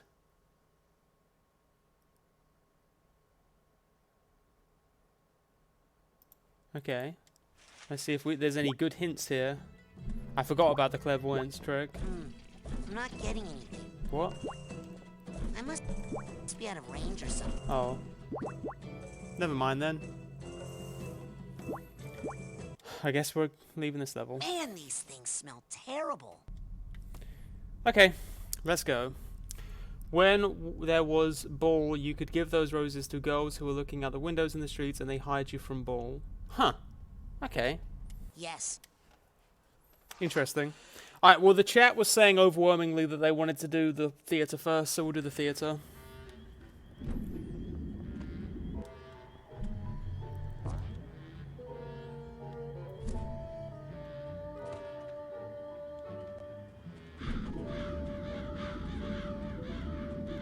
He calls this a game. All I see is death. I'll play my favourite level last, just for you, chat. How Chloe sneezed this one through that helmet, we'll never know. Raz, please stop kissing the brains. Oh, is anything worth swinging up over here for?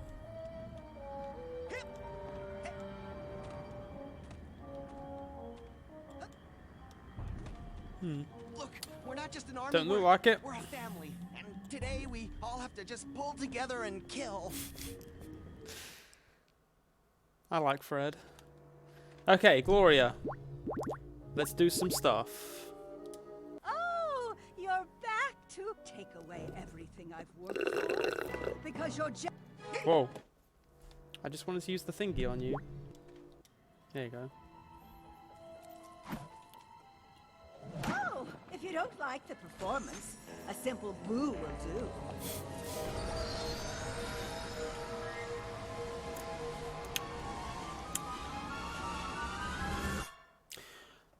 There is an implicit moral quandary here in that up to this point, everything that you've been psycho-portaling into has either been a consenting party like a teacher who letting you into their mind space so they can teach you something, or they're like the lungfish where they're literally attacking you in that moment. So it's kind of like, yeah, you do what you need to stop the thing from attacking you. However, is the game kind of saying that because these people are severely mentally ill, we don't need their consent to go into their brains? Is that maybe an implicit thing being said here? It's like, oh, well, they're already mental patients, so... maybe I'm overthinking it, but that might be a vibe I'm getting a tiny bit.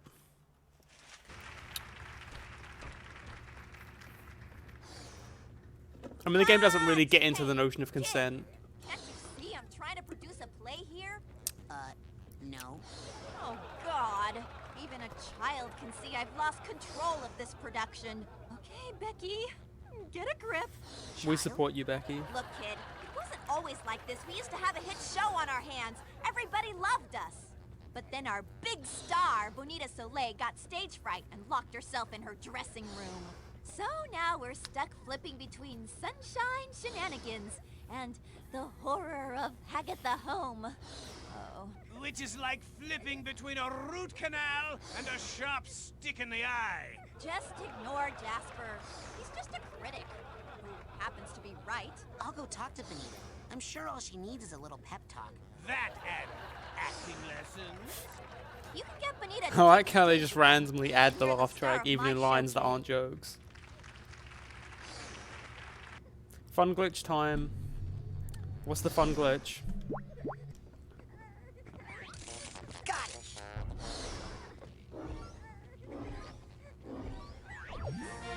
Ooh. Enemies use melee attacks when you're shielded and now knocked back. There you go. That's what I kind of figured. It would be like an offensive shield thing. I'm just going to grab up the audience here and then we'll move forward. Ooh. So the really cool thing about this level, and why I can definitely understand why a lot of people really love this level, is it's like not really a level. It's very puzzle based. It's almost like an entirely puzzle based level. There isn't really much in the way of like tricky platforming you need to do. It's all just about being in this theater space and trying to cultivate the ideal play that will help Gloria work through her problems. It's a really smart idea. It's a really smart way of incorporating the specific mechanics of this game that like make it unique compared to most games. Right? Like you can have platforming puzzles. Like Edgar's level, as much as I like it, could have been a Sly Cooper level or a Jak and Daxter level or a Ratchet, maybe not Ratchet and Clank level so much because there's not as much acrobatics I need the purse tag here. in Ratchet and Clank, but definitely Jak and Daxter or, you know, Crash Bandicoot, things like that. But this level, I feel like you could not have this level in anything other than Psychonauts. It's very representative of the strengths of Psychonauts. Where is the purse? There she is.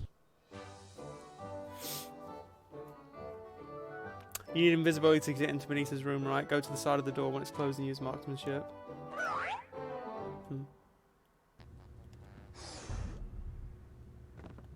I'm glad that you feel the same way, Sapphire.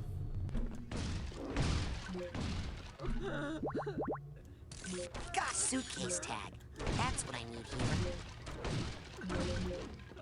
Oh, that's the speedrunning trick, right? Yeah, I actually think I heard about this. So the speedrunning thing was originally players would have to get at least the invisibility power up to be able to move forward here, which meant that you had to grind she really stuff. doesn't want to see anyone right now. So ordinarily the secret would be you use the invisibility power up and then you can walk through the door, right? So Guess she the really other thing doesn't you wanna can see do anyone is go to the side of the door and then use this. Is this right? Marksmanship? What is the secret here? Hang on. What was the thing? It was like you go next to the...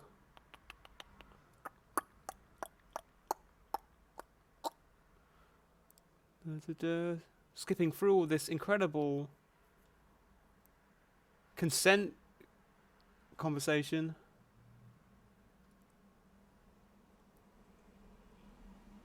Alright. It may have got patched out. Maybe they fixed it. So I think originally what would be the case is you could technically use the marksman power and then that would get you through. And that allowed people to skip needing to get the invisibility power up. So you could just do this. Hey, watch it or I'll call security. Excuse me, Miss Soleil. I heard you were feeling bad, so I just wanted to say that whatever you're going through, you're not alone. I used to be a performer myself, and I know how hard it is when... Kid, can't you see I'm trying to have a moment here? Sorry. I was looking for Bonita Soleil. You mean the personal muse of Gloria von Guten? Her inner sunshine? The spirit of her youth, yes. That's me. What do you want? An autograph? I'm kind of busy here. So, who's that crying? Oh, sorry. Hey, can we kill the waterworks for a second? Thanks. It's a recording. It helps me focus. I'll leave you alone now. I know you have a lot of crying to do. Thank you. Now, where was I? Okay. Not sure how much I like the idea of that being a punchline, but, you know. Hey, careful! I guess times were different in 2006 or whatever. From the Prince of Romance, the fans gave me that.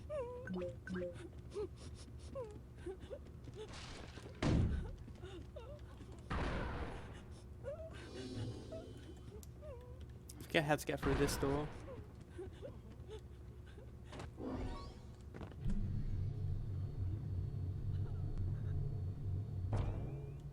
Unless I need to talk to her to do that. Alright. Looks like it needs a candle to work. Not if I have my fire... What? Huh? What the hell? What does this mean? Maybe I have to finish talking to her. Hang on. Or do I ask Becky? Everything under control there, Becky? Ah! Why did you say that? What have you heard? Everything's fine, except that our production has no star. Talk to Becky. I just talked to Becky.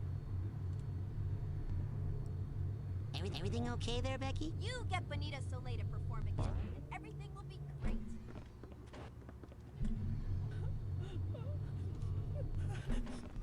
They need you on stage right away for your big number. Am I not playing this right or something? I'm drowning in a quagmire of self-pity. Why aren't you getting that? Should I be doing more with my hands? So, you're not going out on stage? Have you seen any of the plays we put on here? Those god-awful slices of Gloria's terrible life? How am I supposed to bring light to those? Listen, the burden of being the only sunshine in this theater is just too much for one beautiful, glowing, inspirational muse to bear, you know? Is there any way I can get you to take the stage?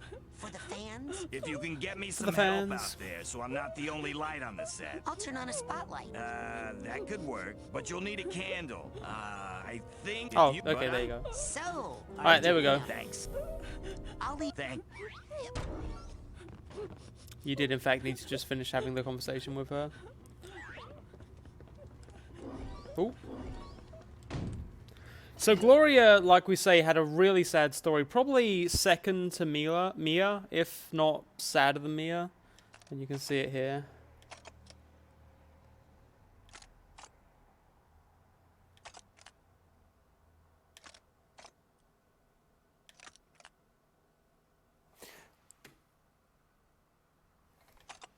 I'll get Britt's thoughts as an education expert. But I'm pretty sure from what Britt has taught me on is like...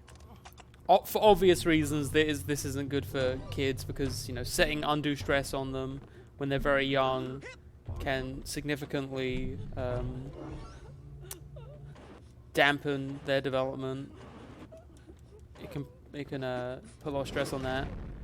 But on top of that, part of the thing is that, like, literally little kids don't have the mental capacity to take on everything that you're teaching them at all times.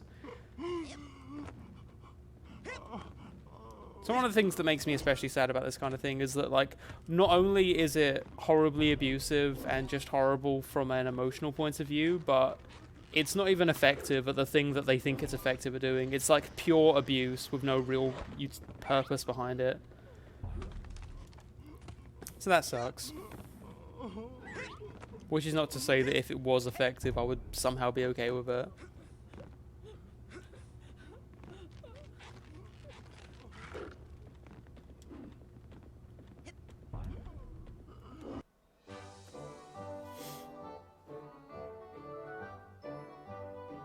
It's not just that, yeah, it's one of those things where it's not just that corporal punishment is bad, because that brings about this false dichotomy of it being like, well, you know, you can either be soft on a child and they won't be as talented, or you can go hard on a child and maybe they'll be emotionally scarred, but at least they'll be talented. But that literally isn't how it works. When you're horribly cruel to a child, it actually makes it harder for them to get educated on this subject.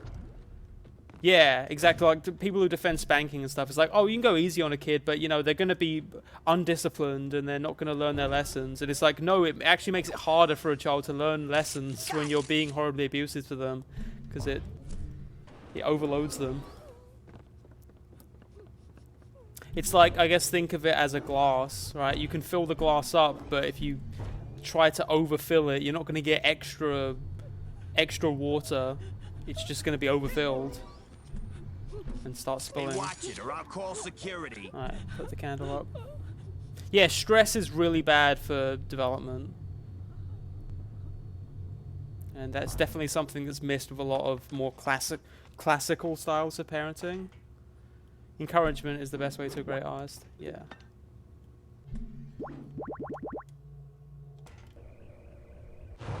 There we go. So now the puzzle is mostly going to be about trying to have the best play. So this is really fun. I like this a lot. Alright, so chat, this is where you get involved. This is where you come in. So chat, you're going to help me figure out whether a scene should be happy or sad. In this nostalgic memory of her breakthrough role in the smash hit musical Sunshine Shenanigans. Let's help Becky. And where would Gloria be without her muse? Her inner sunshine. The spirit of her youth. Play tonight, once again, by Bonita Soleil. Oh, I do so hope that my mother is proud of me. The Phantom. I've seen some bad plays in my day, but this one's an actual menace. And it's all her fault. It's her bad acting that makes the Phantom strike. This time, I'm going to file a formal complaint and get this theater shut down. Great. Well, I'm off to go kill myself. You know, you could be a more constructive critic. Kid, if you want to see a good play, come talk to me. I've got a script here that'll knock 'em dead, I promise. Hey! Whoa, whoa, whoa, whoa! Careful! That's the manual mood override. That's how we set the right mood for the play. Mess with that. He's literally a YouTube Sad critic. sets. Sad plays on happy sets. Total chaos.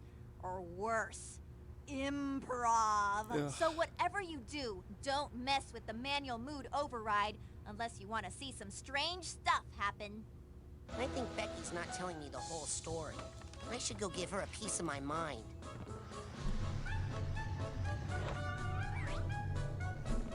Hey, you said that if Bonita performed, everything would be okay. Okay, so I left out the part about the deadly phantom. I thought you'd chicken out. Ma'am, I'm a psychonaut. Just show me how to get up to those catwalks he hides out in and... Sorry, no way up there. Well, there was this one play. We would lower this prop hot air balloon down from the catwalks and then pull it back up again. If you find it, or any other play for crying out loud, just bring it to me and I'll run the actors through it. We're so desperate for new material around here. Okay. So we need to look for, I think, scripts.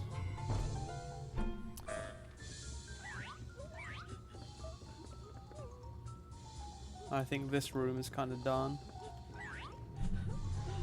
Oh, that's it. Yeah, yeah. So you need to do certain parts of the play. Let me check something real quick. Okay, I do have the suitcase tag.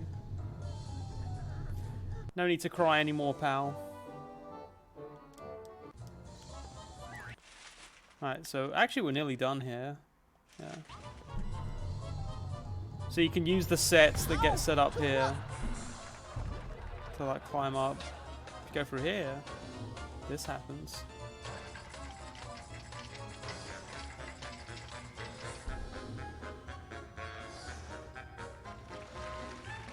So this is the happy version of this part of the play. Do you not love my new seaside mansion, bought with a fraction of the wealth my overnight success has given to me? Yes, Gloria, my daughter. I only live to make you happy. We are so lucky to be together again so that I could share it all with you. And also that you are not even jealous of my youth and fame, though my star has risen so much faster and grown so much bigger than that of yours, which has so quickly faded. Yes! So we can just run through the happy version of the play and then we can figure out what order we want to do things. Ow! Tweet!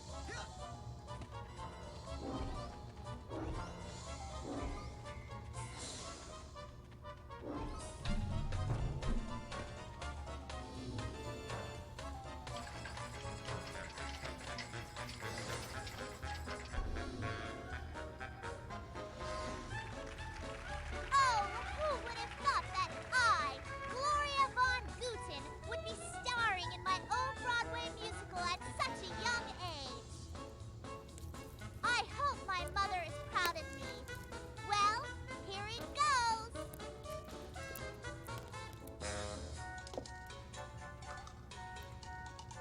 Huzzah, forsooth! What is thine sweet smell in the air? Let us spin and be happy, entwined in this pole of love, forever young and twisty. Rejoice, for spring has besatten upon ourselves, and the spirit of May is a-lingering. You know, they say it takes a great actor to act badly.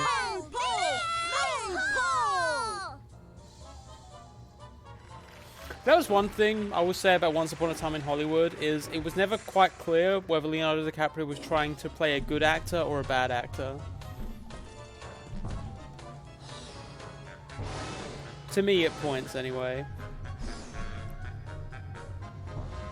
I guess you could say it was a nuanced performance, because at times it was like a really good, he was giving a, as that actor, he was giving genuinely good performances, and at times it was very unconvincing. Must be in a good mood now. So this is the sad version of the play.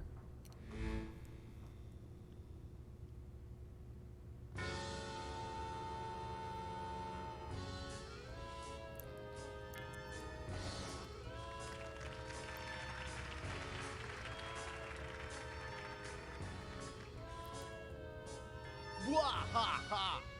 Welcome to Hagatha Home School for Girls, where you will begin your long and painful training in the theatrical disciplines. Wahaha! But I don't want to study theater. I want my mom to come take me home right now. Your mom has a career and a boyfriend to think about. She doesn't have time for an ugly little girl like you. Boo-hoo-hoo! There is nothing more tedious than the tears of an unlovable child. Does anyone in chat have experience with being sent to like a boarding school?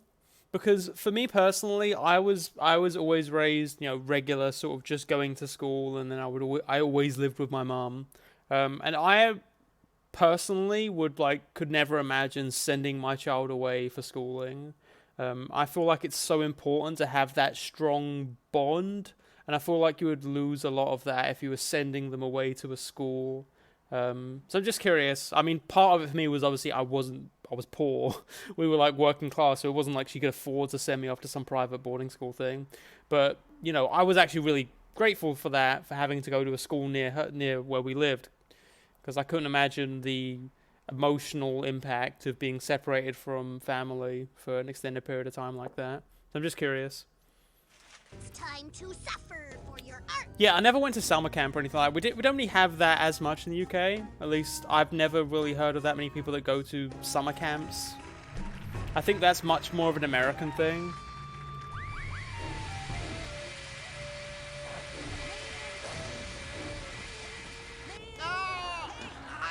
Hot, burning sensations. Ow, bang, wow, ow. I'm not sure why Americans put, I guess it's part of the whole private thing. Putting so much more emphasis. Oh, if you want your kid to be the best kid, they have to have a miserable summer too. Otherwise, they'll never be the president. One of my friends is native and grew up on a reserve. Her dad was sent to an institution. It really psychologically damaged him. Yeah, I'd done some research on that. I need to get to the catwalks. Now, if I could just get them to do a play that brings it down here, I could ride it up to the catwalks and take care of that phantom. Okay. Yeah, so I was I did some research myself on the ways that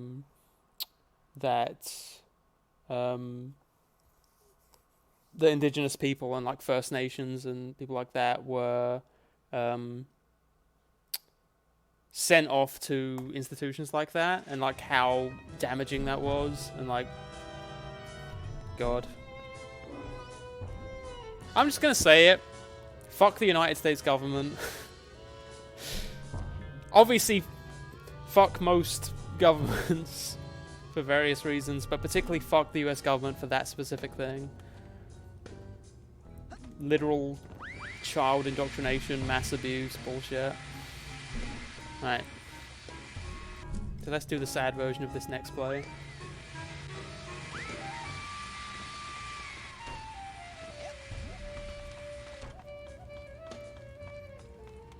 I mean, that's not uncommon, is people running those kinds of institutions literally doing that specifically because they have the desire to abuse children, and it's like an outlet for them to do so. Like orphanages. I know the orphanage... We sort of talked about this during the Resident Evil 2 playthrough. Oh, wait, shit. No, I wanted to do the next scene. My mistake.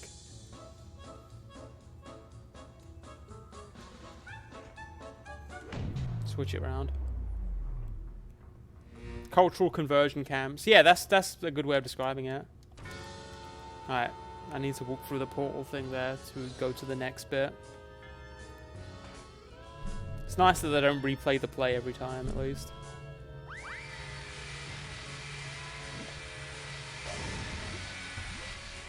Alright, here we go.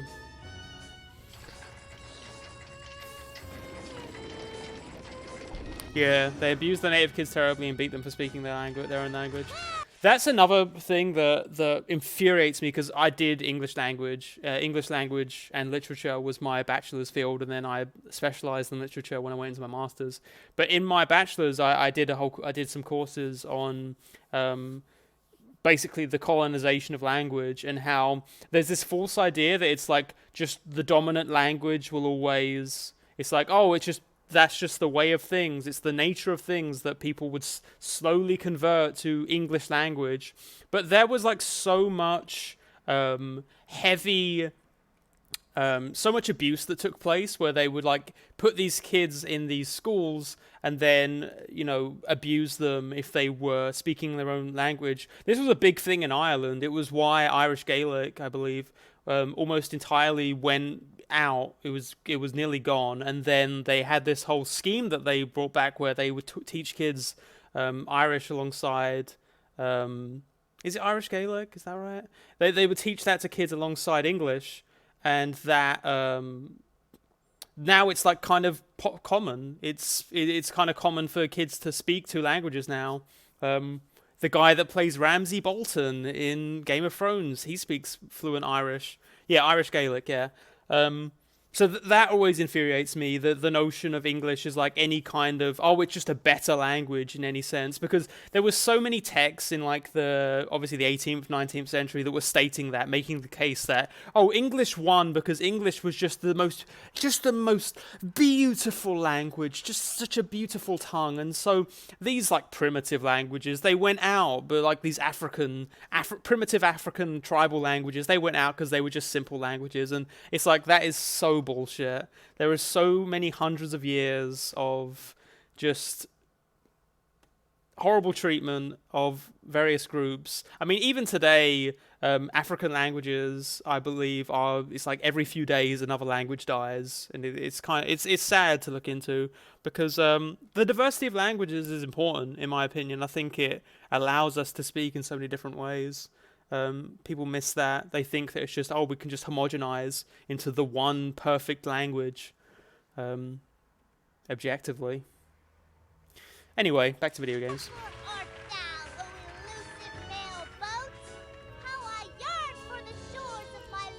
Yeah, I mean, a lot more do it, is what I'm saying. I know it's still a fairly small percentage, but it was pretty much dead for a while.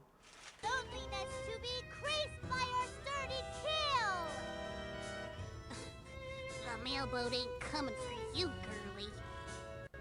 The mail boat may never come, but I think I see the mail train approach it through yon tunnel. Mail train? Are you glad that you went to a Gale's? Is it a Gale's school? Is that how Gale's school? Bubble Boy? Tell me if I'm pronouncing it wrong. A dragon? Ha ha ha! 'Tis a dragon indeed. You have been fooled and burned. Outstanding. Ah! Hot burning sensations. Ow, pain. Wow. Ow. Alright. Man. Gale Skull? Okay. So can we switch to the happy version of this particular section?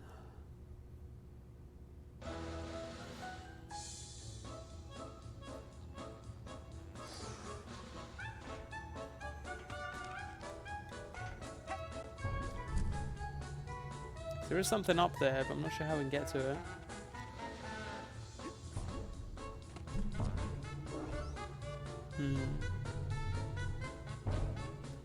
Interesting.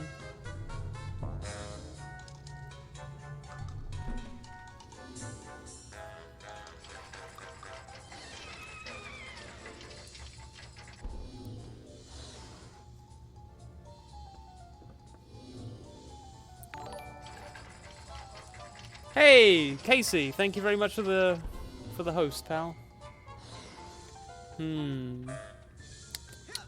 Interesting. Any guesses, folks? It was super good, although it left me at an advantage and a disadvantage when I went back to a normal English-speaking school system. Was it more the system itself, or was it specifically the... like, you felt like you were less proficient in English because you went to a school that was specialized more in the Gaelic tradition?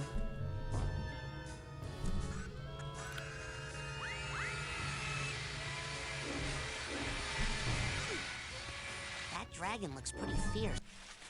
Casey, we were talking about how the UK government is bullshit and tried to kill Irish Gaelic.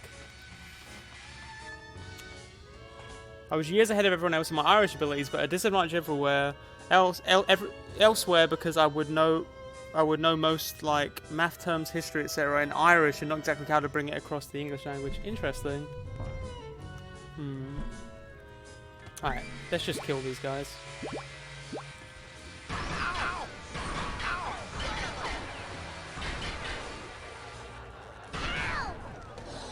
Alright, there we go.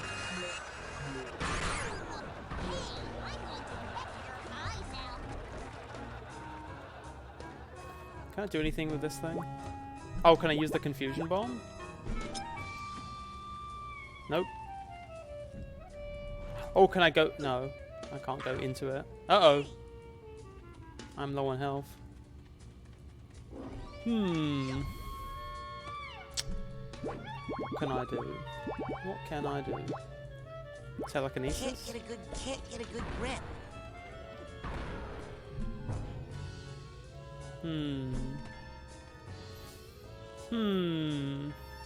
How do I deal with this dragon?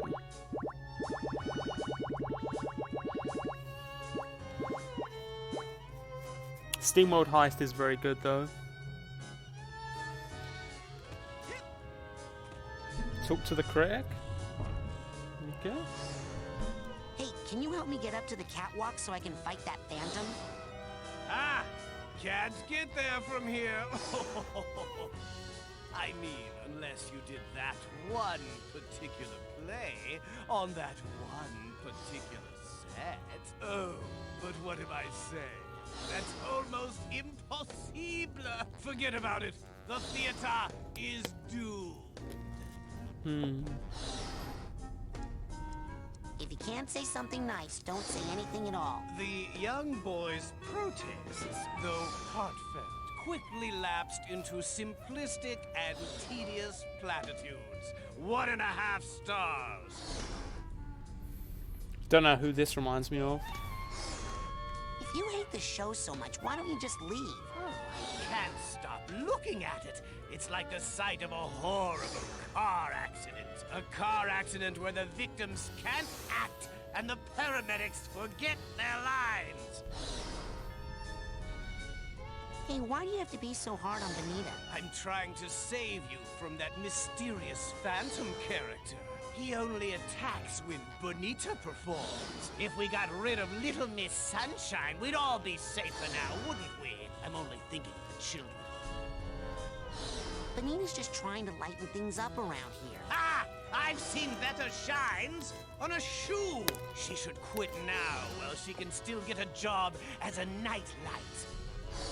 All right, later, you old gas bag. Listen, this play just stinks. Here, try this one instead. This play has some action in it, some zing. Wow, thanks. Are you actually being nice? No, I'm just trying to keep myself halfway entertained. Go, give that to Becky and see if she can't find some actors to ruin it. Now, I'm gonna say it. I think that if you can't say something nice, don't say anything at all is kind of bullshit. I think it's more like if you... In general, I would say that... I think if someone wants critique on something and they want advice on what they can do better, I think you don't necessarily have to hem in everything you're saying in like positivity. Like sometimes you can be, I think, a somewhat harsh critic as long as you weigh that in understanding that people are human beings and they like to be, you know, spoken to nicely. So I've given pretty harsh critiques before, but I always try to hem that in with like, but you know, the fact that you're trying this stuff is really good because it will allow you to figure out what you want to do. You know what I mean? I think that it's somewhat simplistic to just say, oh, if you don't have a nice thing to say, then don't bother criticizing it, because sometimes that sort of thing is useful. Hey, what's this? A new script? Yeah, and obviously that's more like a simplistic version of advice that you would give to a child. If you can't say something nice, don't say anything at all, because kids don't understand that nuance. But I also see adults say it. I don't necessarily think that it's true. Possibly go wrong. Here, you can be my first AD. Yeah, it depends on the circumstance, absolutely. Okay, new script, everybody. Let's practice. And action. I do tend to give nice points about things anyway, just because that's the way I am, but He was brave in thought and deed. I'm not saying I don't think you should have to do that to have a valid critique. I don't consider it a binary, right, where you can either be a harsh critic or a nice critic. I think you can be harsh while still being a nice person. Those are like the best teachers I had at school.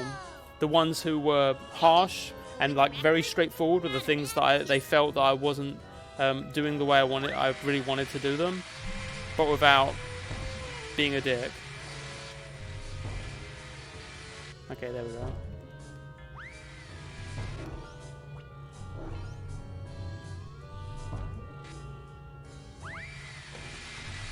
Hey, what part are you playing? Doing a great job, Becky. Aw. There you go.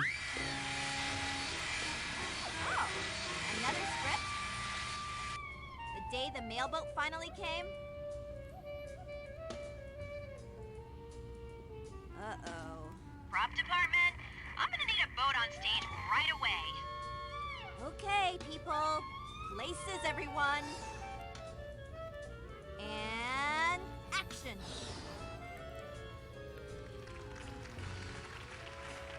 I say, I believe I do see the mailboat approaching. Ah, it was never a vessel more beautiful and resplendifying. Sorry, no mail for you, ugly girl.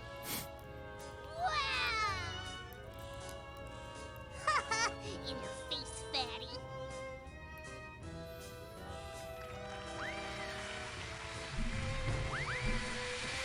Let's do some wrong things here.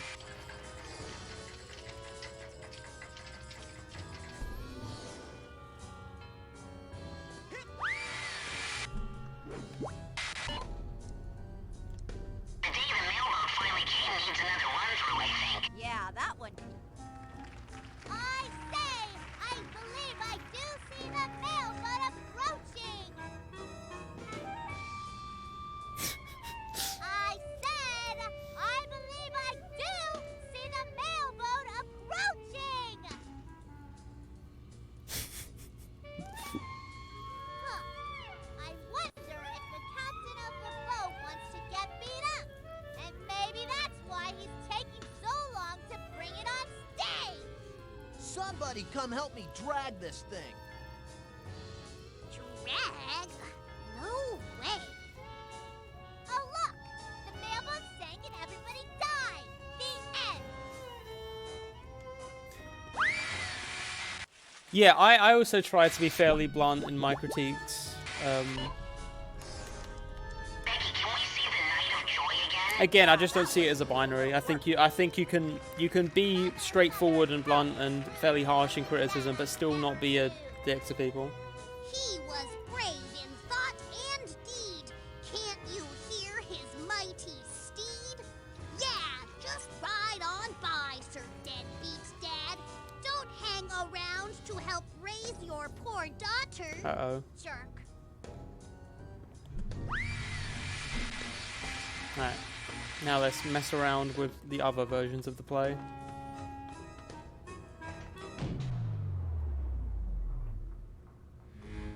Chat, Night of Joy or the day the mailboat came?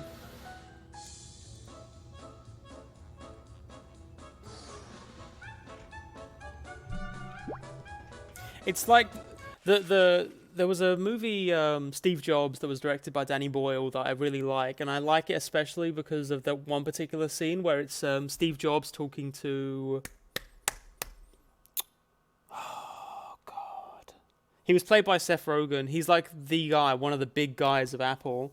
And he was talking about how Steve Jobs was talking about the difference between the two of them, and it was that Steve was... Sorry, the other guy was talking about him and Steve Jobs, and he was saying the difference between him and Steve was at the end of the day, he's not an asshole and Steve is an asshole. And Steve Jobs being, well, that's like the cost of being gifted. To which the guy responds, it's not binary, right? You can be gifted and also be nice. And that sticks with me a lot, is because I see that so much. People just excusing the fact that they give thorough, straightforward critiques, excusing the fact that they're also being like an asshole, and it's like it's perfectly you as a human are perfectly capable of not being an asshole to other people while also being clear and straightforward if you disagree with them on things, right? You can be strong-minded on stuff and still not be a dick, which is an issue that we've had with, I guess, the dirtbag left recently. I guess something I've definitely heard. Becky, can we Nah, it wasn't David Fincher. Mother, tell me true of the dad I never knew. He was brave in thought and deed. Can't you hear his mighty steed? Wow. Okay.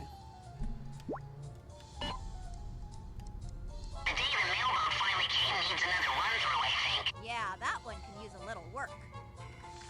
I say, Another bad faith take. I do see the mail boat approaching. I say, Okay, this is the same joke. Alright, let's go. Let's flip through our levels a little bit.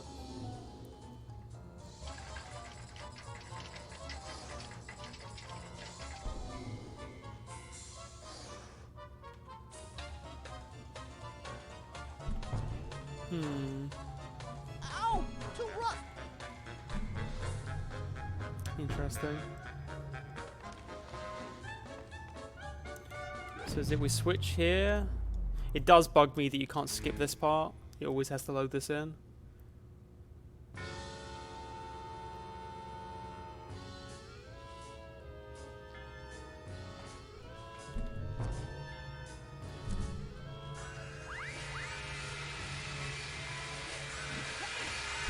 Uh-oh. Are we going to die? Alright, let's see if this can work. Oh shit. I can't do this. How do I get up here then?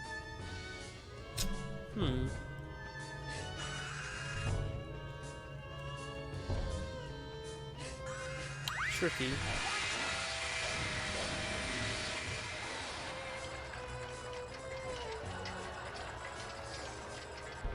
I forget honestly how we even get to the other parts of this level.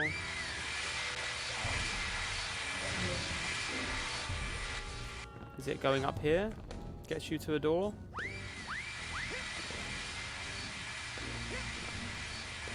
No?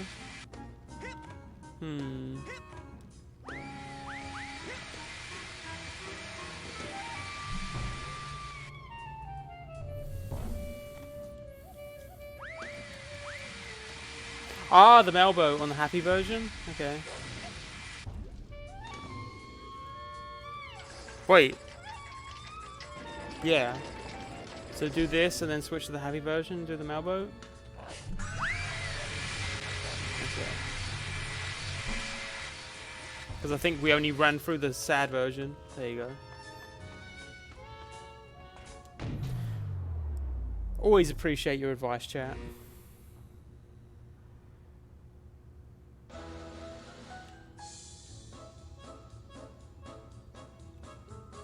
Okay, here we go. Must be out of range. Can you hear me? Must be out of range. Yeah. Here we go. I say, I believe I do see the mail boat approaching. Ah, 'twas never a vessel more beautiful and resplendified. Are you Miss Gloria Von Guten? Yes. Well, then these bags and bags of lavender-scented fan mail must be for your beautiful self. Yay!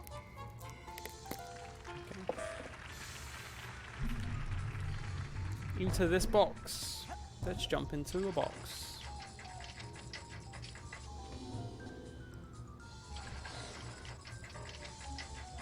Wait, was there something behind the set? Goodbye, my previously dear mother. I flee now to Europe to escape your insane jealousy over my Do you think it'd be good if we had, like, Rashomon movies? Where it's like, it's the same exact movie, but just in a completely different tone? Actually, no, that's kind of what the Lion King remake is, wasn't it? And this dog shit.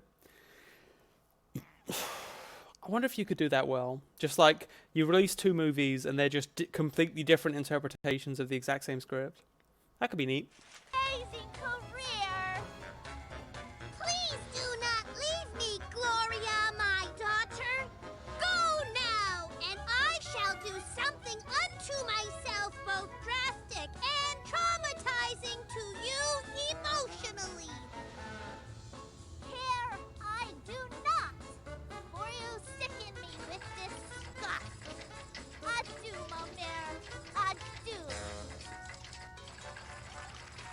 Like the Clue movie? Maybe.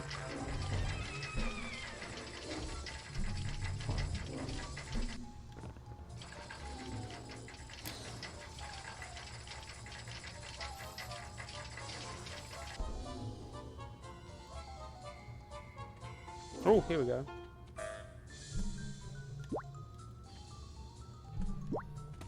Alright, so let's do Goodbye Hagatha Home now.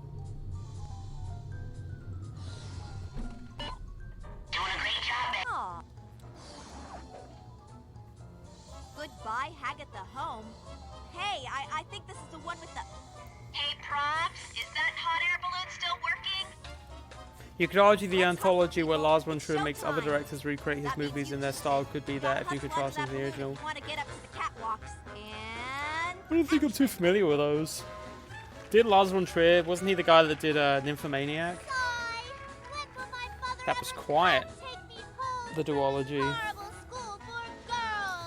Featuring one of Shia LaBeouf's best performances. Yeah. Good old Shia LaBeouf.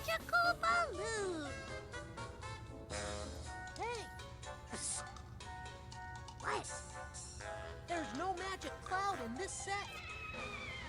Rats. Well, let's just run around happily and maybe no one will notice. That's what I did in my pantomimes.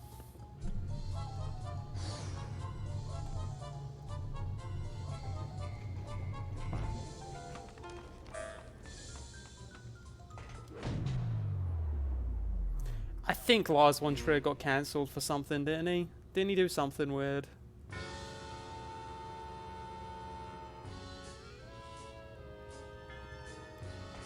Yep, we've been on the theatre level for about an hour.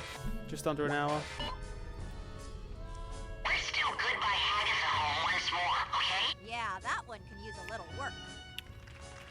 Would you like some oatmeal, chat? When will my mother ever come take me home from this horrible school for girls? Do not worry, for I believe I see them floating here now in a magical balloon. Hey, cue the magical balloon, moron! Hey, there's no magical balloon on this set, but that won't stop me from jumping down there and kicking your ass. So watch it. Jesus. Yeah, this level's not easy. It's kind of tricky. I will say I think that the combat, the weird combat in the sad versions is pretty unnecessary. I would much rather be able to just focus on the puzzle aspect rather than just having weird... And also dodge the enemies bits.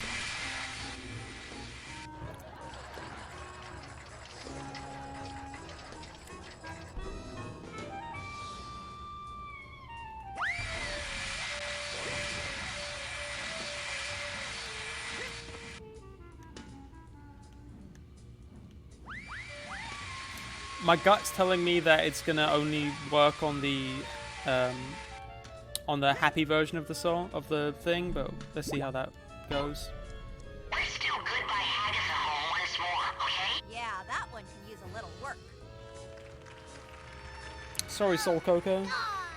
What did Lars do? Whatever is wrong, little girl? Well, my family has left me alone in a bad, bad place for many years, and I don't know if they will ever come back for me. Oh, don't worry. I'm sure they'll come for you, and you'll never have to think of that bad place again, ever. Hey, you're right. I think I see them now.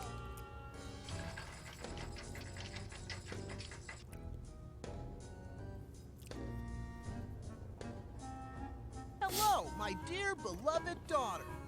We have come back for you. Please come with us and be happy and never think of this. Oh, Lars von Trier abused Bjork? Yeah. I mean, he always struck me as a pretty skeezy guy, so... There we go.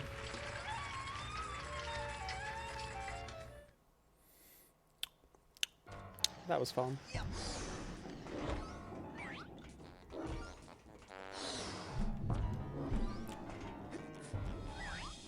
So this is the part where it's a much more traditional platforming level. Because now we're going after the Phantom.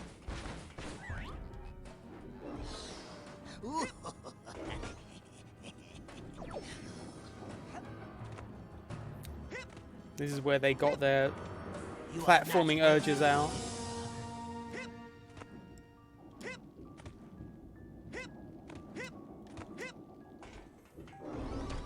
This is my sanctuary.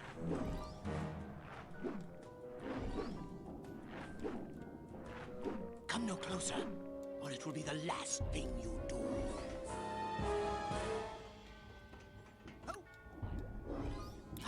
Should we go, chat?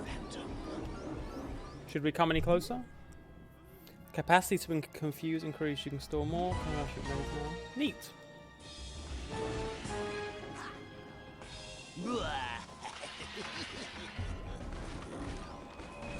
Ah!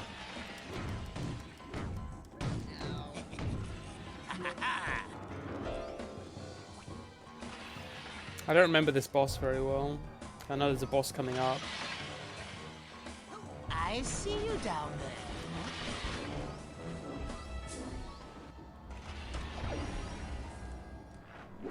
there. Uh-oh. Look out below!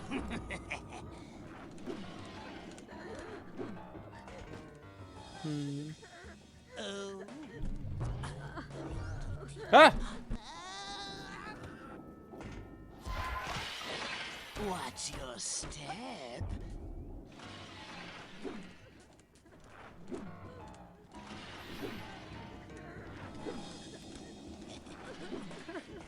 Ah! It's too hard. Break a leg.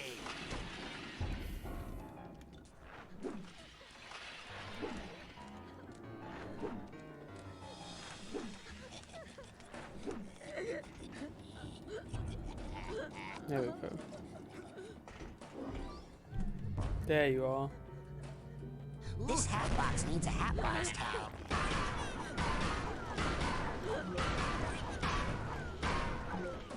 Yeah, the ricochet definitely helps with these segments. You are not welcome here. Alright, full. Show me what you got.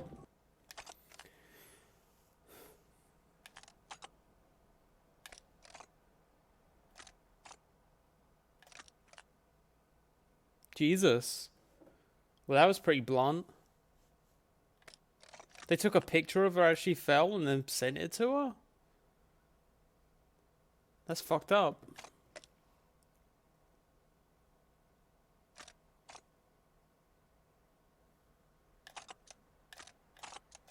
Wait, it said a woo? Oh.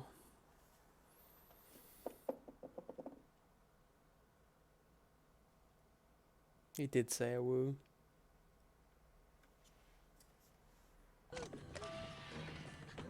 This is my sanctuary. This hat box needs a hat box tag. Hey, look, a hat box tag.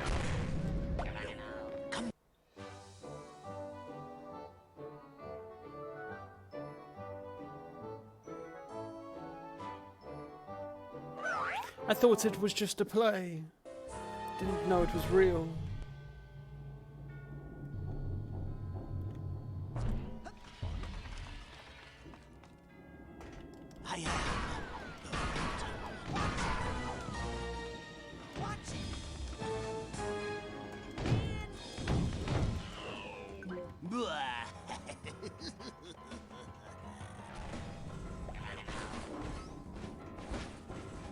I'm already not getting all the figments, so it's not that big a deal.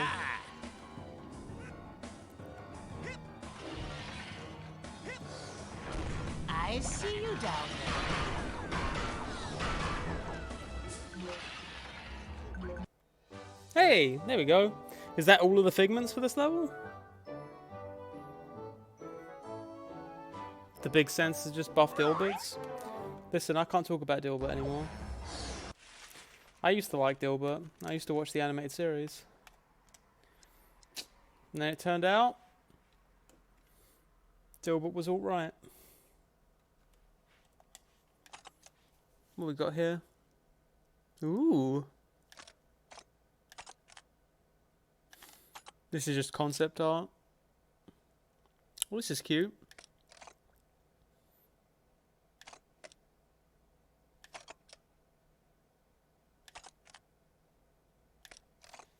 Okay. Mostly environmental stuff. I tend to prefer character designs when I get concept art. Whenever I get concept art and it's like environmental design, I always feel a little bit... I don't know. Didn't get all I asked for.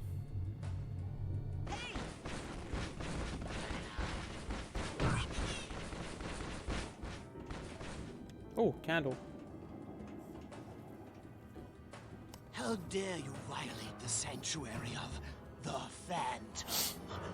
Stop, or your next step will That be was your not a last. model that was meant to be zoomed in on. You can clip whatever you want, pal. I will put the candle on the thing and then put the fire on the candle.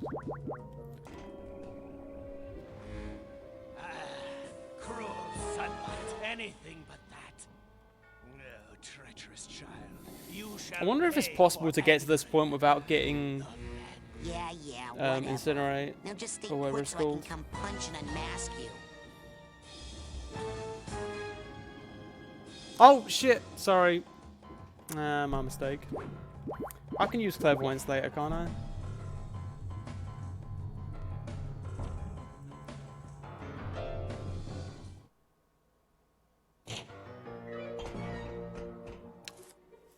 Okay, Phantom. What was it's it, time out of to interest? Find out who you really are.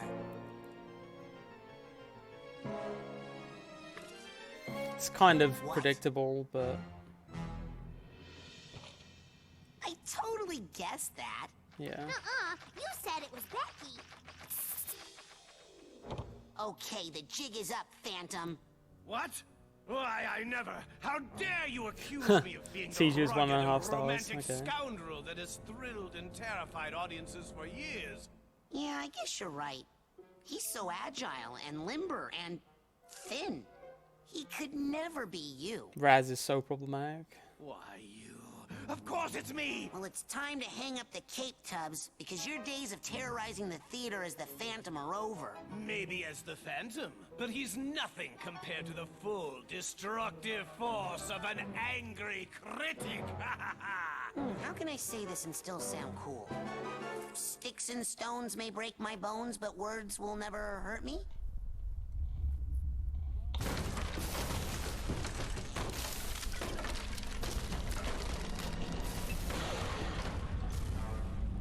Well then, how about these? Boss fight time. Yeah, I think that they maybe could have gone a little bit deeper with it than just the critic turns out to be the one who's deliberately getting in Gloria's way. Like, technically speaking, it could be that it's Gloria herself who's doing it.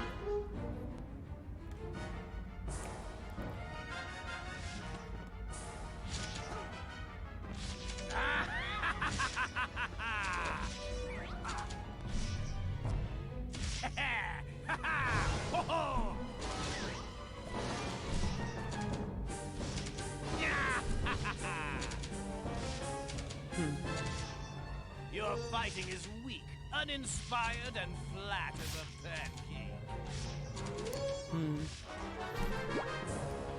Your moves are derivative and mechanical.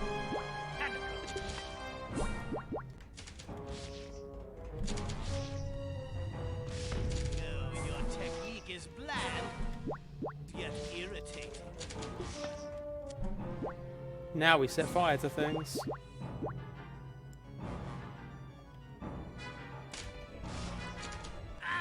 That light!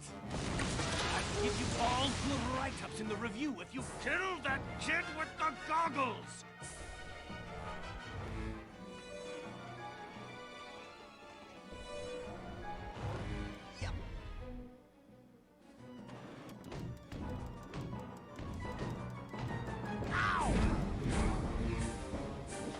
pay for that one, Spotlight! Take that, wretched regurgitator of the sun! Got him. I was thinking maybe it would help me save some time if I could set them all on fire at once, but I guess that's not a thing I can do. Not good enough! A terrible fighter, not up to the task. This is it, the ultimate fight against objectivity. Kill him! Get him!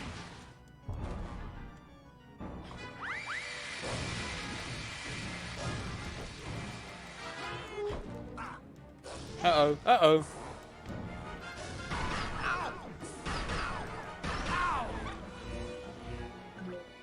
Need some heals. I thought I got them all. I'll give you what I gave your brother over there. Uh-oh. Huh? How do you like that? The crowd would have been disgusted had they managed to stay awake.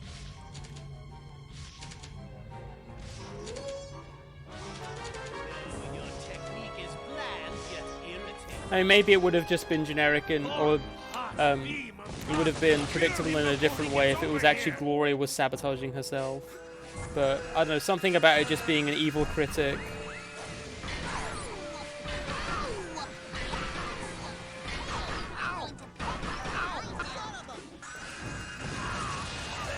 I don't know, it feels simplistic in a way. What's the matter? What do you think your mentor would be like if someone used a psycho portal to get into your head? Probably pretty chaotic, because I don't know if I've got like... I don't want to self-diagnose and have been diagnosed with anything, but I tend to find I have very little attention. So it'd probably be pretty chaotic. More like, And where would Gloria be without her muse? Her inner what's the one that's all spindly and all of it? Oh, more like the Milkman's level, maybe? play tonight, once again. Like where it's all going, it's all twisty and stuff.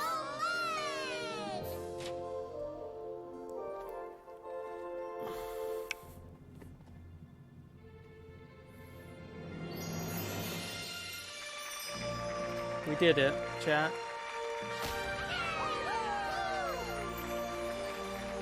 It's okay, you don't have to subscribe if you don't want to.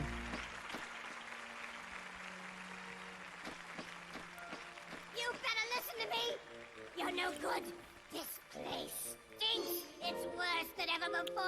Oh, I can't believe you call this theater. I can't even see it from down here, but I know it's bad. Can you hear me? Oh, you've got fat arms, you hear me? Big fat arms like a wrestler. And a little ticky gobble hanging from your neck. Ugh, your knees are ugly. And you snort when you laugh. Take that, critics. You don't know what real art is. Handsome, the spotlight is all yours. I Okay. believe I shall happily retire while I'm still I can do Fred's young. level. Finally, recognition for my acting talents. Is this the quartering? There'd be a lot more overt sexism if it was the quartering. There'd be a lot more discussion of... Oh wait, no! That's literally what the quartering does, where he just like makes weird comments about people like having fat arms or no arse or something. Yeah, I guess so. Oh, okay, I see. The crows are holding it up. So how do I get them to... I can do this. I'll do the invisibility thing. If I do invisibility, it might work.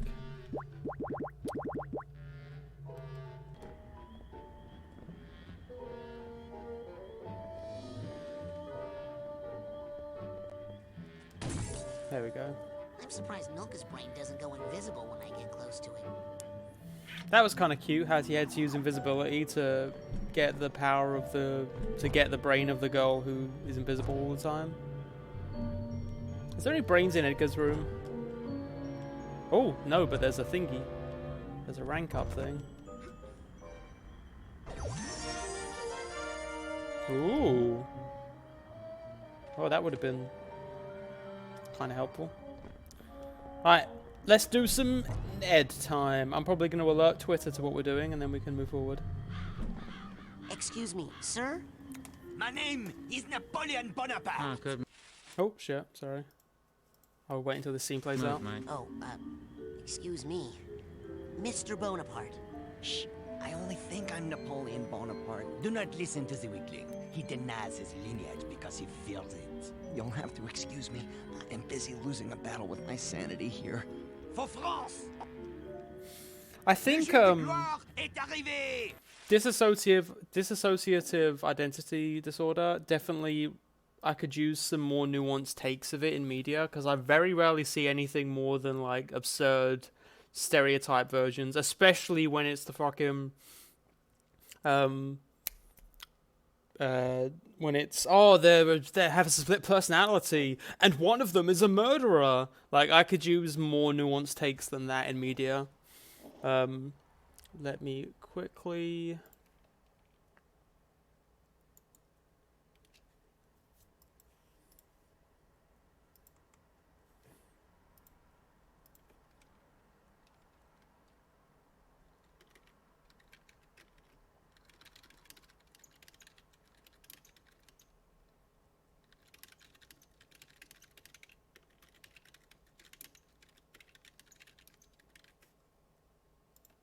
do that, and then we're good. Okay, onward we go into the last brain, and in my humble opinion, the best brain. Like Split, yeah.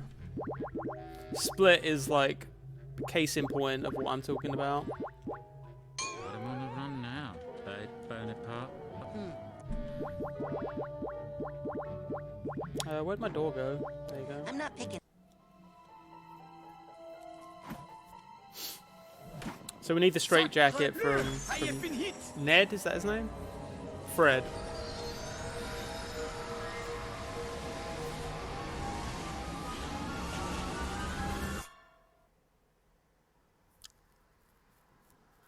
It's more the simplistic take that whenever there's dissociative identity disorder depicted in media, it always seems to be floating around the idea of like, oh, there's the nice brain and then there's the evil brain, and it's like, at least as far as people I've spoken to or looking into the subject, it seems like a lot more often it's DID will just sort of separate identities, and the identities can be their own complex individuals within the same brain.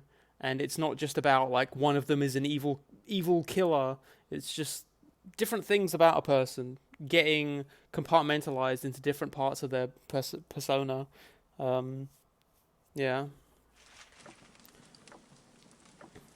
Like, in this case, Fred is a straightforward, rational guy. And the Napoleon character is, like, psychopathic, highly aggressive, that sort of thing. Winning? Nobody's winning. Want to know who's losing? The Bonaparte family name. Look, I forfeit, okay? You win. Napoleon Bonaparte wins again. Is that the real Napoleon Bonaparte? I mean, the imaginary real Napoleon Bonaparte? Yeah, I'm actually related to him. Can you believe it? Shut up! Stop telling people that shameful fact. I don't even want to be here. But when this sad excuse for a Bonaparte lost a simple game of war to a feeble-minded invalid, I just could not take it anymore. I was forced to take control, and I will stay in control until I beat the love of victory into this degenerate swine who dares to call himself a Bonaparte. No, really, great-great-great-grandpa Napoleon, I do love victory, like, a ton. I love it so much. You can go now, I swear. Your move. Now, one thing that you might not know about me, chat. I need to get the freezing power before I can grab whatever this is in here. I think that's the power I get in this level, maybe?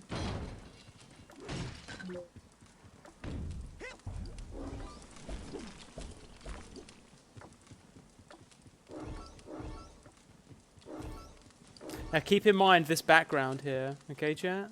Because it's going to blow your mind pretty soon. What you might not know about me, chat, is that I love to get small.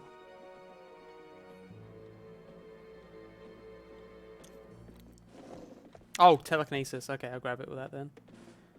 But chat. What's this? My lazy opponent is actually trying to win? He has sent in reinforcements. Well, well. Then let the game truly begin. Send in my best soldier. You! Destroy that bridge! For France! For France! I hate your stupid bridge. This is how much I hate you. Ha ha! Suck on that bridge. Ah, yes. Now I shall go torment this poor peasant over here. Ha ha! Oh man, now look. The bridge is broken and I can't move my pieces past it anymore. I quit. Napoleon, you win. No, we don't forfeit. We're gonna beat you, Mr. Genetic Memory of Napoleon Bonaparte. Haha! I like your je ne sais quoi, your joie de vivre. Maybe you will teach my long-legged nincompoop a lesson, eh? Alors. See, but isn't that really fucking cool, chat? Look, I got really small, and now if I climb up here, I get big. Bigger now. Bigger Raz now. Bigger than before.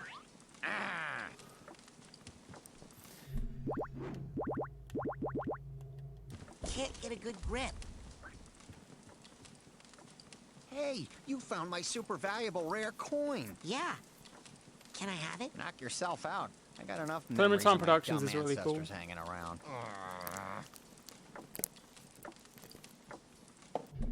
Wait, what was that coin for? Hey, check out this coin I found.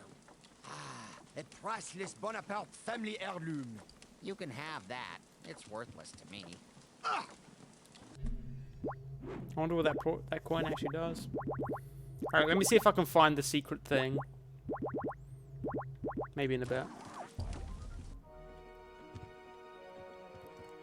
Incidentally, this level actually has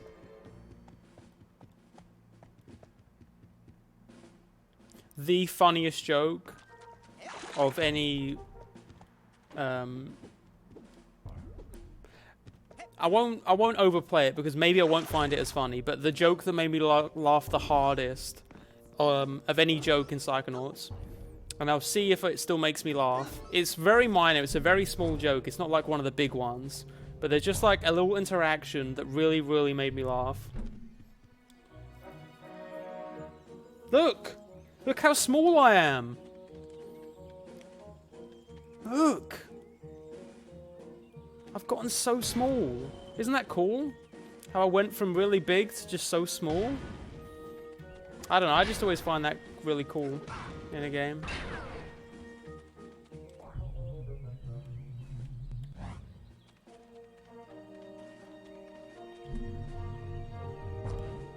Look how small! Look how small!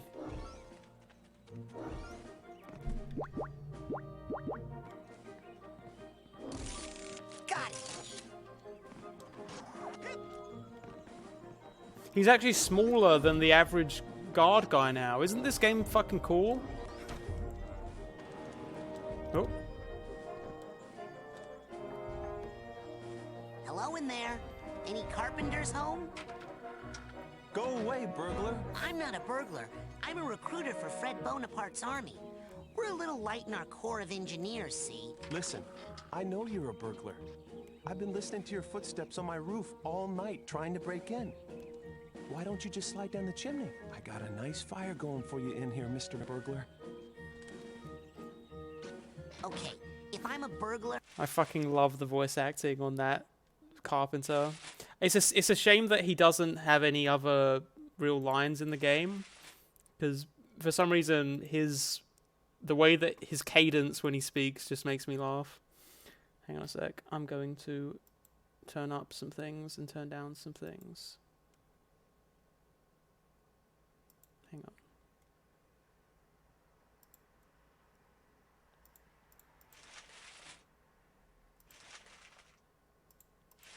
Then how can I be down here talking to you and up on the roof at the same time?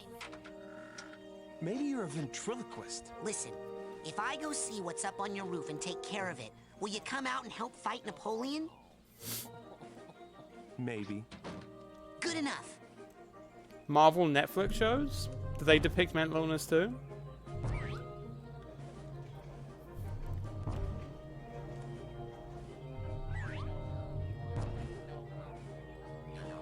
Hmm.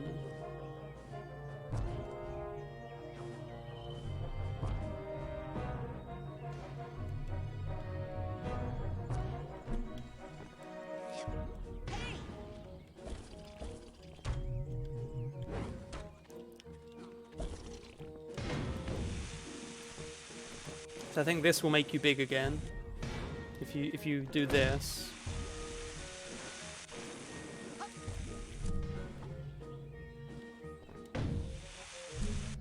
Yeah. Now we're bigger than before.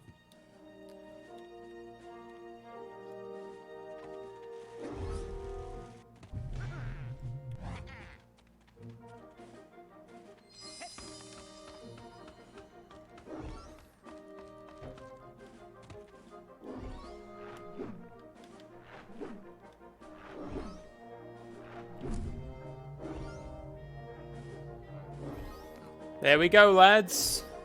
There it is. The guillotine. Just what the doctor ordered.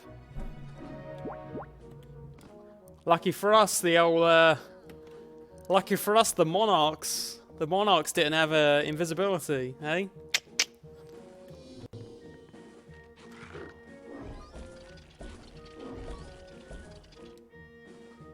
Uh-oh.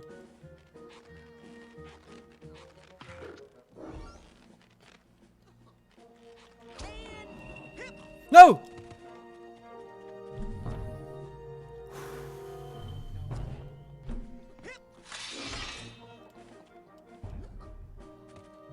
Unfortunately, I can't get even smaller. Oh, hey, cobweb thing.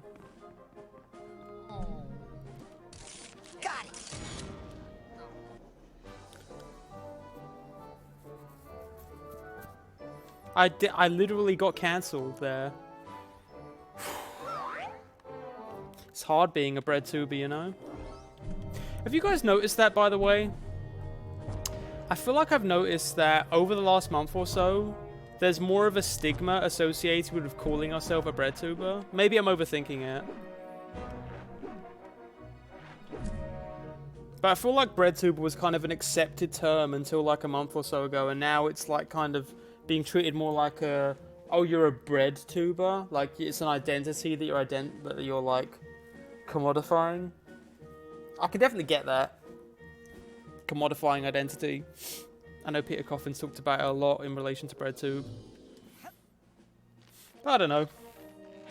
I still like BreadTube.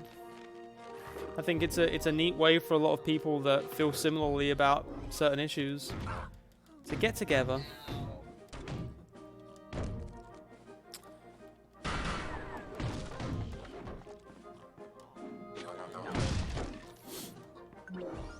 Some fans get very militant about who is and isn't BreadTube. See, that's not a thing I guess I've personally experienced. This guy needs a duffel bag tag.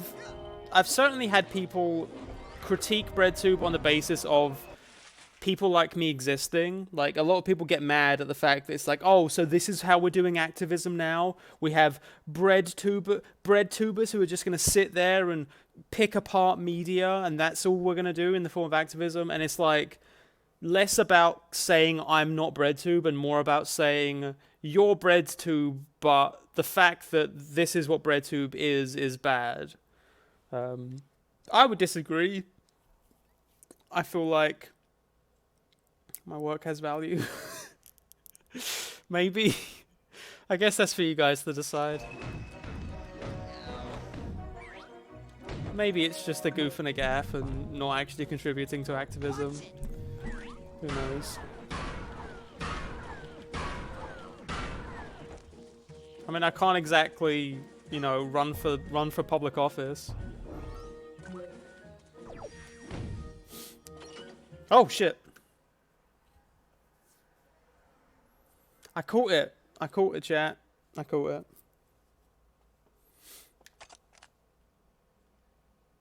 My eyes aren't lovely. There's Fred.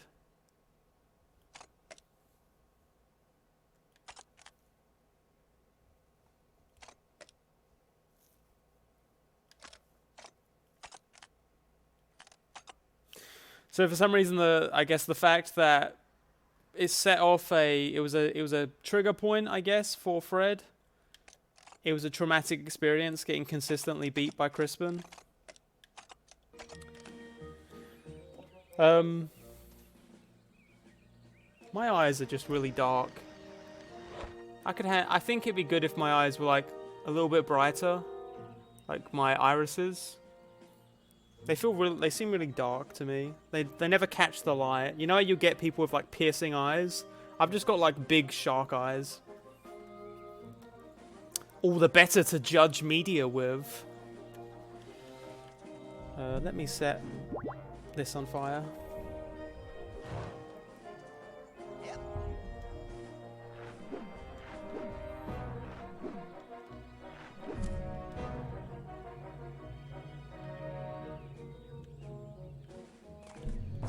Yeah, like they're green. My eyes are green, but they're the kind of green to where they're not like a vibrant green. Like you could honestly confuse them for being brown. I mean, I think the thing was my dad has green eyes and my mum has brown eyes. I think. Yeah. And I ended up with green eyes, but I guess they're like kind of a dark green.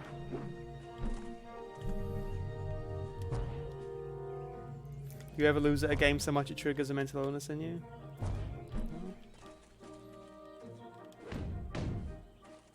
Did I do it?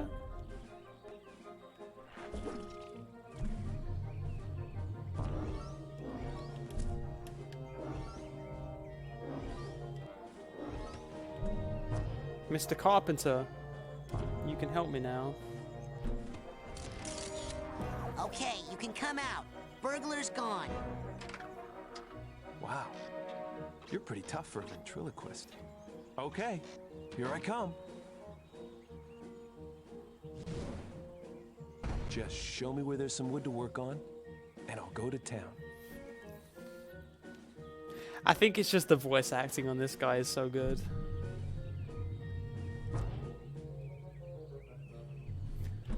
It's a real shame that this guy doesn't really seem to voice anything else in the game.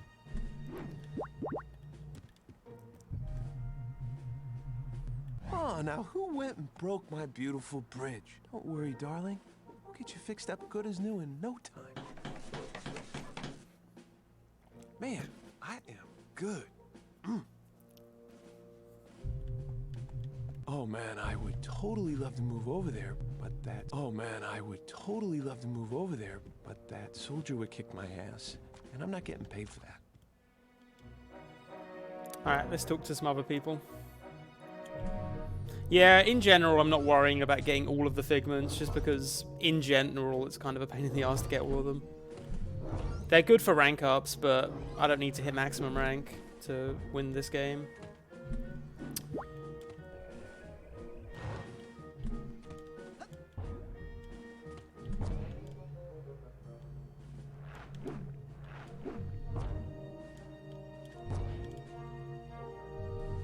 Alright, he says while getting distracted trying to get figments. Alright, let's talk to the chef.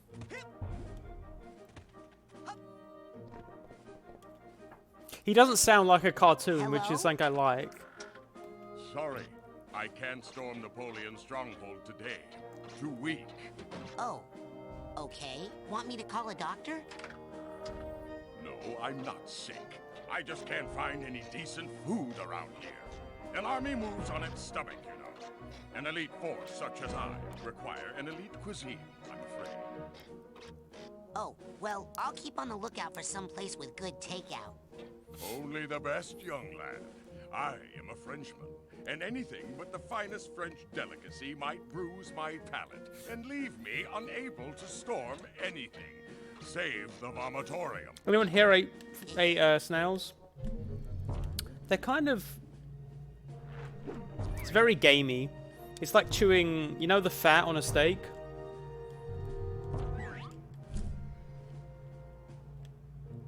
It's kind of like that. But it tastes okay. Not the kind of thing that I'd like rush to have again, but it has a nice flavor to it, even if the texture is a little bit weird.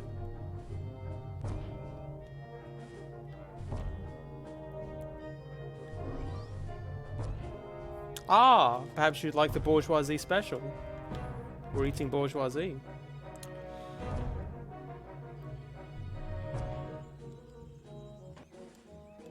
No, just take the stairs, Raz.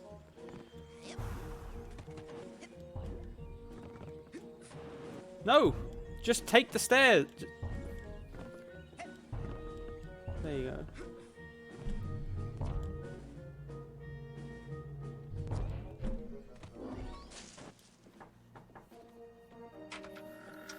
Hi. Is this big soldier bugging you? Yes? Well, why don't you come out here and fight him? What's the pay? Freedom? Forget it.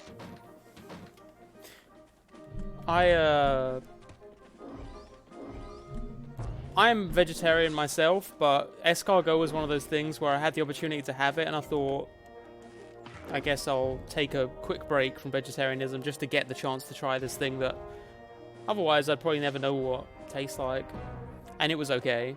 I've done that with frog's legs, because I'd never eaten frog. It was a southern thing. And then gator tail, I think. Now, I'll say frog's legs. Nah. Frog's legs are like greasy. It's like greasy chicken. It's like really greasy chicken, I found. Whereas gator tail actually tastes really good. Gator tail is like a really meaty cod, is how I would describe it. It's more of a fishy thing going on, but it's very tasty.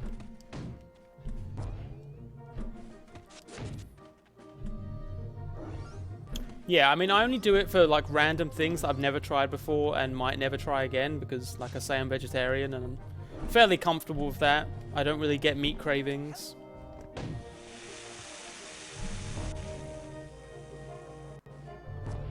Oh, here we go. Here are the snails.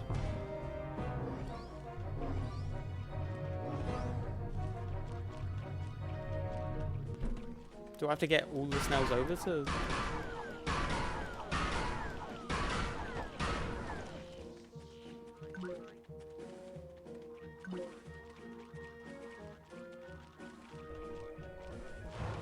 There you go. Cook it up for you.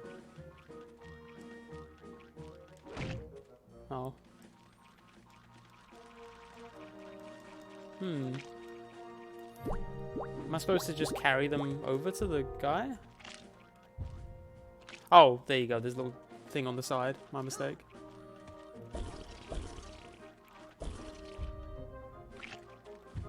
I mean, chicken doesn't have to be greasy. Are you thinking of like dark meat? Because that's one thing that Americans are really into that I've never understood. Dark meat.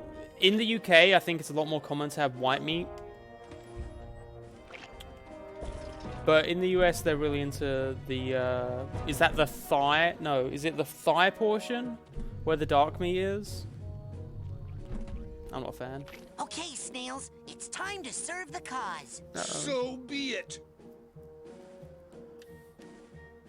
It's the price of the proletariat. If it is truly a Yeah, time I of just war, then dark we meat is like ready. yeah, We can way no too fatty, longer way pull too our heads greasy. into But our Americans shells really and love it for hide. some reason. We are, after all, armored warriors. White and meat this is lovely. Our land too. We may not be fast, but we always march upon the glittering path of righteousness, for we created ourselves from our hearts. Lead us onward, and let us eat holes in the leaves of Napoleon's garden. Wow. Right on. Yes. I get what you mean about the curry, but the thing is that I have trouble with curries getting kind of greasy anyway.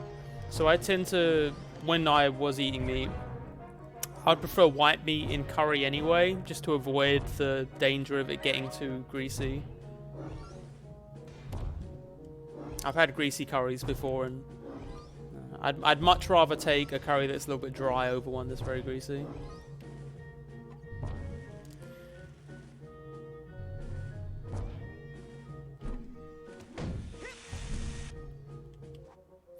For me, pork is something that really kind of started my vegetarianism. Because I was never that into pork. Like, bacon's okay. Like, pork chops, not really. And pulled pork can be okay. I was just never that really into ham's okay. To be honest, if it was like between ham or turkey slices or chicken slices, I'd take any of that over ham. But so that kind of started me on vegetarianism, because I was like, man, I could cut pork out of my diet and I wouldn't care at all. So I started with that, and then from that I moved on to cutting beef and chicken out, which I quite like beef and chicken, but again, I'm not really fussed about not eating them anymore. Charge! Transmiku, thank you for the subscription, pal. Delicious! I haven't had escargot like that since the Duchess's birthday. But even those were not so full of spirit. Ham burritos are, or not ham burritos, but like pork burritos are really nice. And win this game for Fred Bonaparte. I used to. This is a deep cut if you're actually from the UK or specifically from around London. You know, if you go to Canary Wharf, there's the tortilla. Is it called tortilla? There's a tortilla at Canary Wharf. On my way back home, it was a very common thing for me, because once I get back to Stratford, which is only like 15 minutes on the DLR, it's only like 20 minutes. So basically, from getting a burrito from tortilla, it's like half an hour to get home, and then I can just put it in the microwave for a minute and it's nice and hot again. So I would make that a very common thing. And at first I just got the chicken because I think that might be the cheapest. But then I got pork a few times, and pork burritos, very nice. But then in the end I just cut meat out of my diet, so I ended up getting just the vegetarian burritos, which is a little bit cheaper. And as I've found with a lot of things, it turns out when you take meat out of it, it doesn't really affect it that much. Like chili, I don't have meat in my chilies anymore, and it's still perfectly nice because of all the seasonings and vegetables and whatnot. But do hurry. I believe I may be hungry again soon.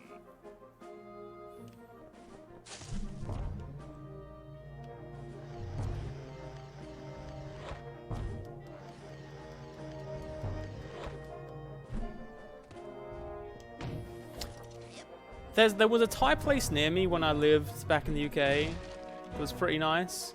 I like how spicy their food gets, because I absolutely love spicy food. I have like no upper limit on spice with food. It's just like, make it as spicy as you can and I'll like it. That's the danger of getting me in close proximity with someone else who's very competitive and also into really spicy food, because then we just go way too spicy. Check it out, guys. Remember what I was saying earlier about the window at the start of the level? Look, this is the other side of that window. So it turns out you've been thinking I've been getting smaller this whole time. I've actually been getting bigger. Look, see? Because they're up there. Right? They're up there playing the game. But they're actually down here playing the game.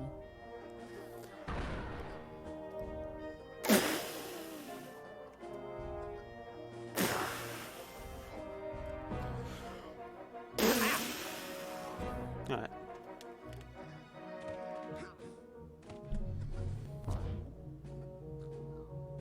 So now we can get the soldier to beat up the Frenchman, and then we can continue.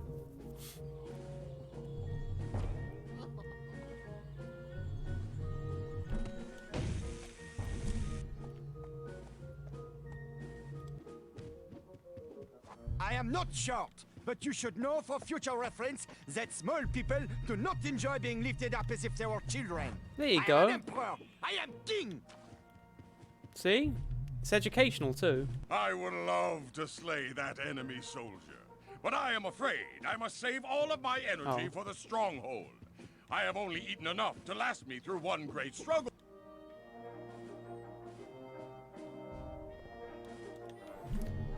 Alright, there's one more guy we need to help out. Is it this farmer over here? What do you need help with, pal?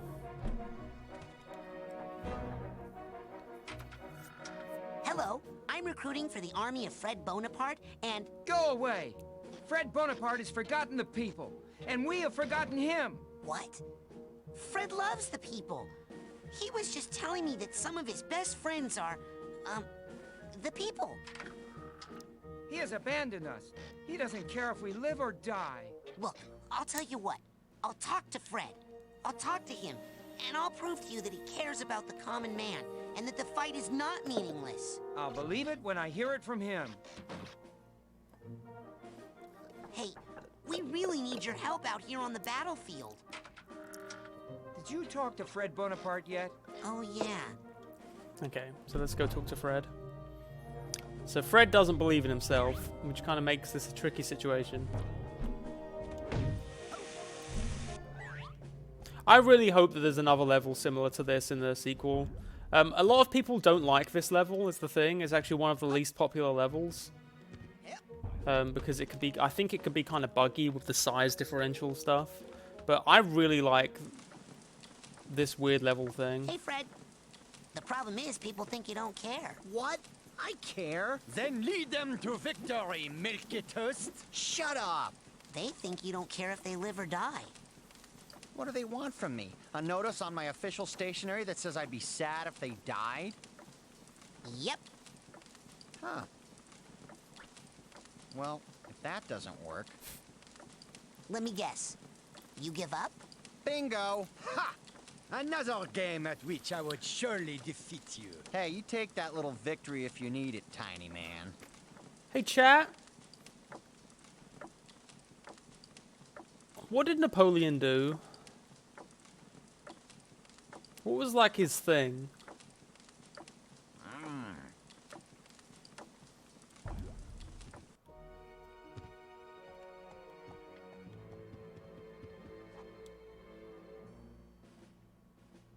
I know he killed. He was like a military guy.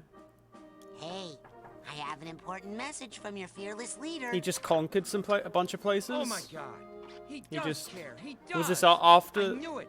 Fred Bonaparte is after the they killed the leader of all monarchs, time. or? I can't wait to die for his cause. Well, you might not die. All of Europe? Hey, he's a great leader, but he's Fuck. still Fred.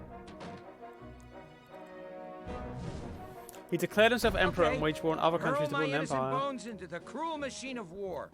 I'm ready. There you go.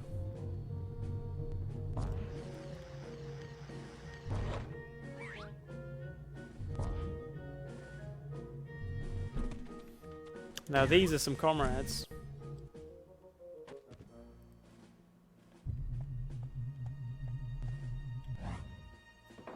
Die for the cause. Take that! Die!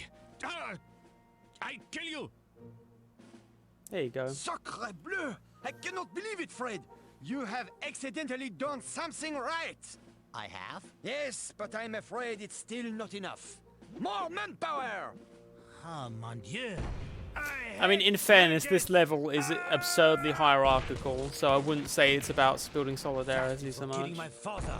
Bridge! Hey, stop killing my bridges. You're making me mad. Yeah, it's very, it's like Fred is in charge, we're in charge of the peasants, and Fred is in charge of us, and we're telling peasants to throw their lives away. You know. What is this?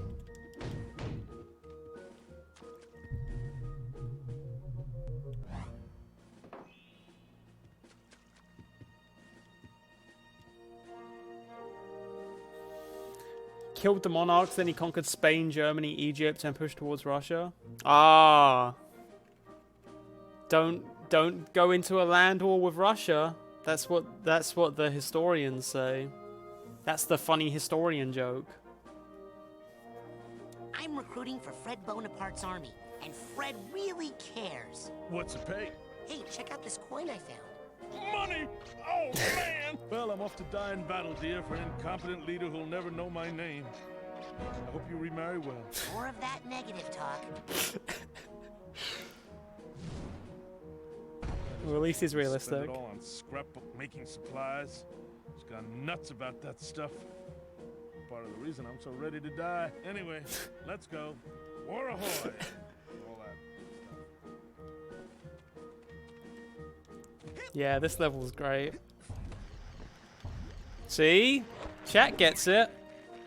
Now go spread the truth, chat. When everyone tells you, oh yeah, most of the game's good, but then there are some stinkers like the Napoleon level, just tell them, no, actually, the Napoleon level is the best, and you're stupid. But don't actually say that, because that could be read as ableist. Hey, don't touch my pieces! That is cheating!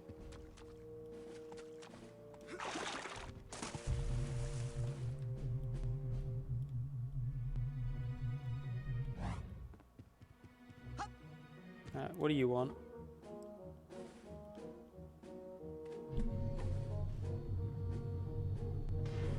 Vineyard man. What do you want with the vins?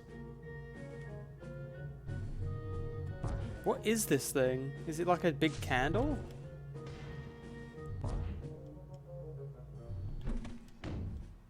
Yeah, just call him a bad faith actor. That's generally a good catch-all term for when someone says something you disagree with. Just say they're arguing in bad faith.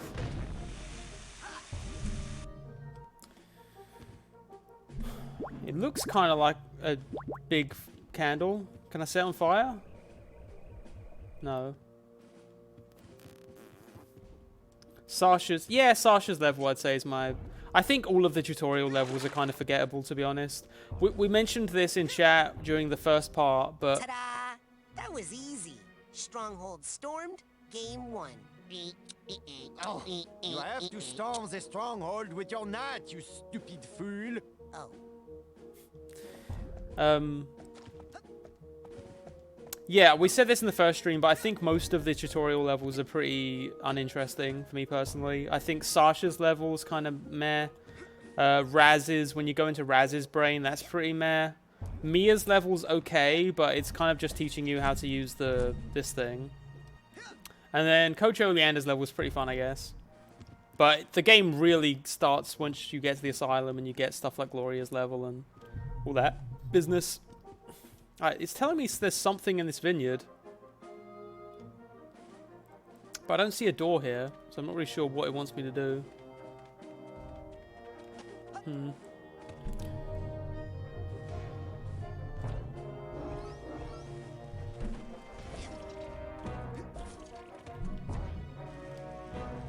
Oh, all of the levels are conceptually really cool. I just think that Sasha's level is just like a series of little platforming puzzles and it's not really able to be as inventive as other levels because it's basically just training you to do little platformy things and teaching you combat mechanics.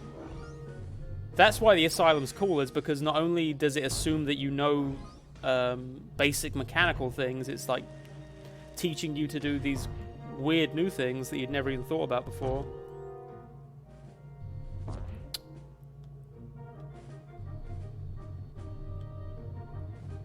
Did we get the part with the good joke? I think it might be the carpenter says something later.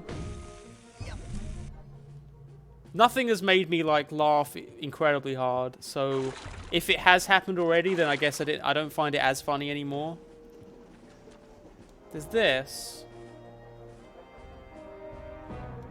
But yeah, that's not anything.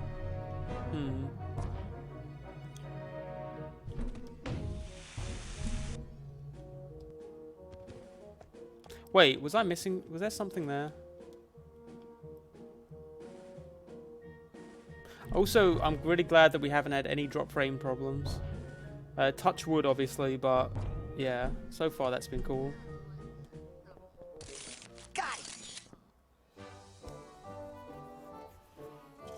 Mia's is really cool. I think Mia's level would really benefit from a HD remake, because I think that a lot of the areas, if you really look at them in an objective sense, they have neat ideas to them, but aren't as vibrant as you'd maybe want them to be. Like, I think colored lighting and stuff like that would really benefit the level. Move the salt shaker and repair the next bridge. Wait, can I move that? Oh. Okay. Well, there you go. Carpenter. Get carpenting. Oh, now who went and broke my beautiful bridge? Don't worry, darling. We'll get you fixed up good as new in no time. Maybe I just found the chill voice acting. I am good. Maybe I just really like the chill voice acting of the carpenter. Alright, now we can throw this guy at this guy.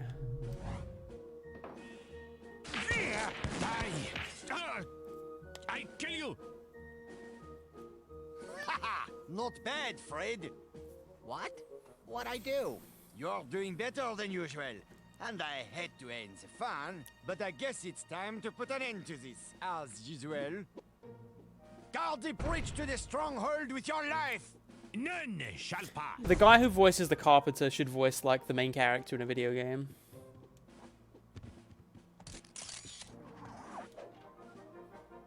That's the kind of person I want as a protagonist. Just a nice, chill, pleasant dude. A workman. We don't need no, huh, I'll do the best I can. No, I just want a nice, hey buddy. Let's liberate the nation. And fix bridges.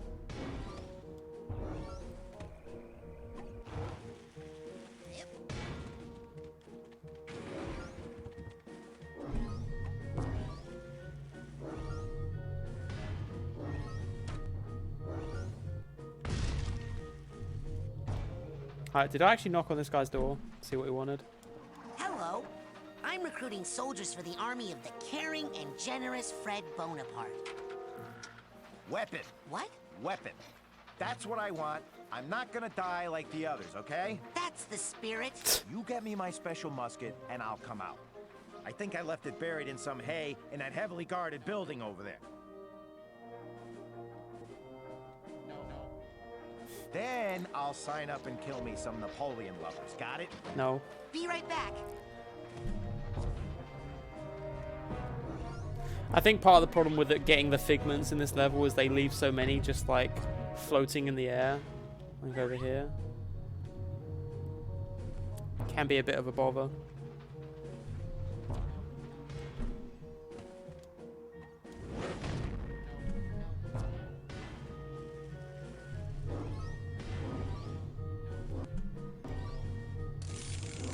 Got it. Watch it.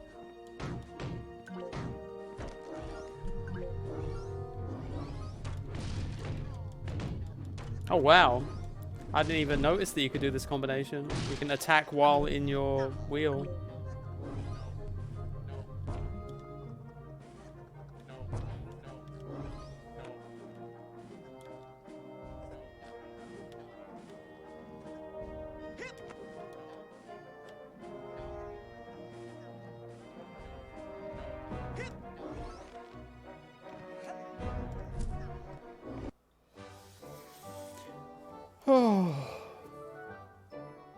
Wait, what did I call that?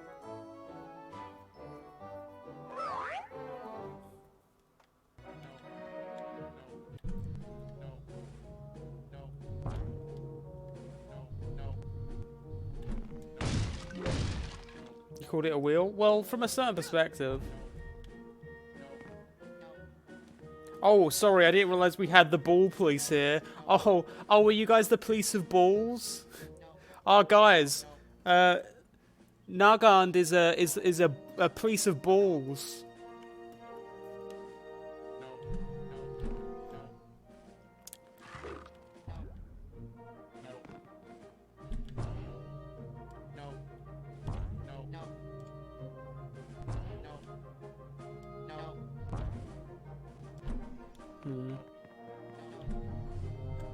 How do I get up here? Whoa.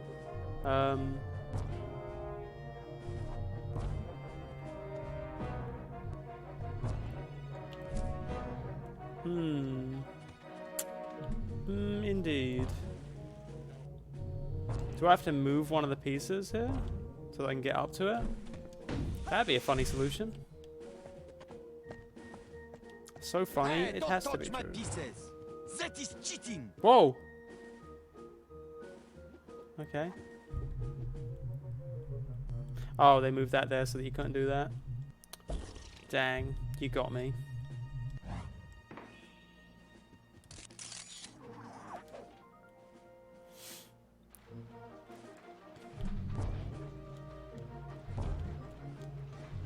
There we go. Look, I've got it. I figured out the secret. Because the way the carpenter is if I can just climb up on top of him, then I can fly over to the roof. I'm sure that was fully intended. Got it.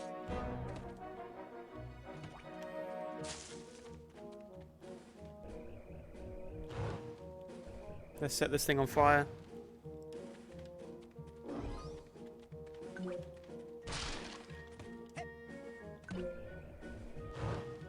Hey, look, a musket. I'll bet I could arm our troops with that.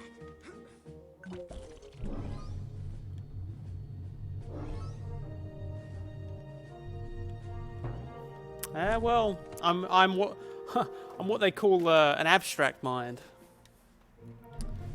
an abstract thinker. Uh-oh. Which means that I miss very obvious things. Can't get a good grip.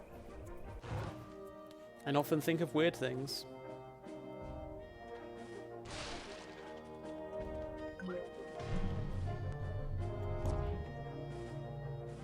What's the correct way of going?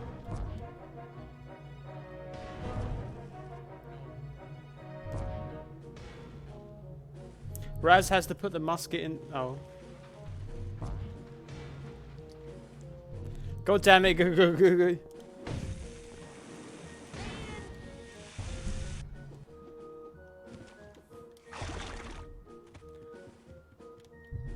Oh, I have to give the musket to the guy. I think that might be the way that you had to do it. I couldn't think of another way of getting up on that There's roof. your special musket. Ready? All right, now I'm all set to go rob that stupid carpenter. What?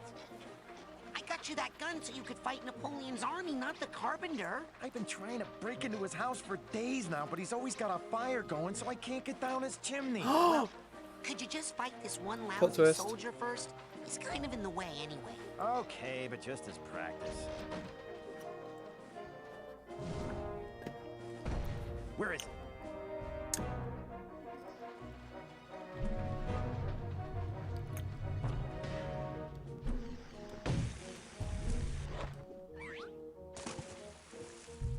No, wait. Can't get a good grip. Carpenter, you stay here. You go. Carpenter, move. There we go. Cool musket, huh? Oh, wait. Have to reload here. Die! I kill you! Take that. Now it's okay that you're dead. How? Retreat! Everyone into the stronghold! Rest the drawbridge immediately! Jam the mechanism with something! Anything! Hey, you can't jam the gears. That's cheating. All is fair in love and war. You have fought well, but that is far. Who said that? my friend. Was that Sun Tzu? Fred? Was that you? Yeah, come on. We're winning. All we have to do is unjam those gears. I'm on it, General.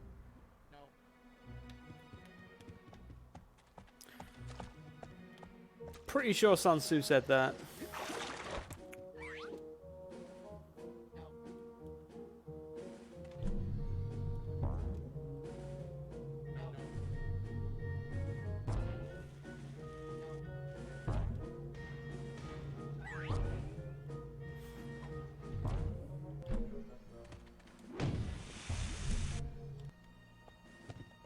I wonder if the secret will Whose work side are you on? this now.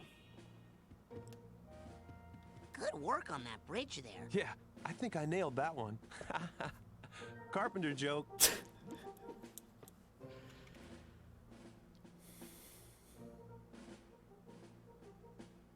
I think that was the line.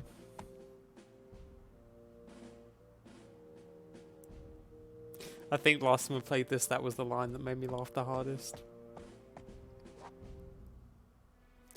Okay.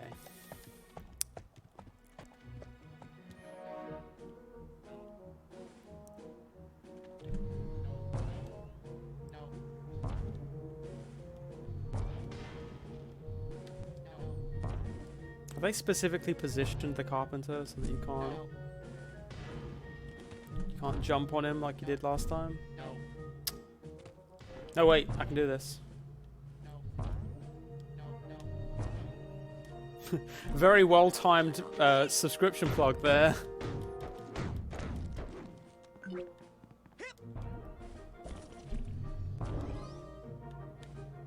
If you too like bad jokes, then come on down.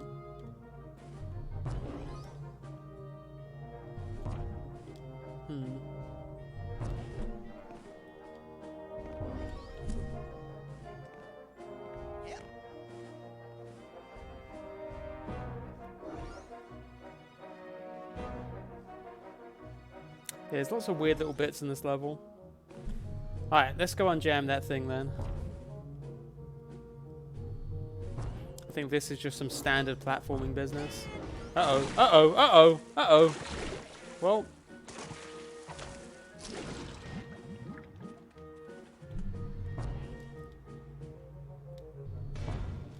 Let's try this.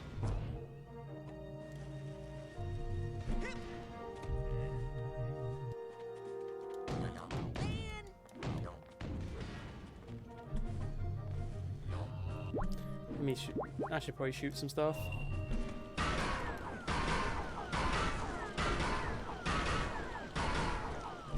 There we go. Much better. Ah! Steamer!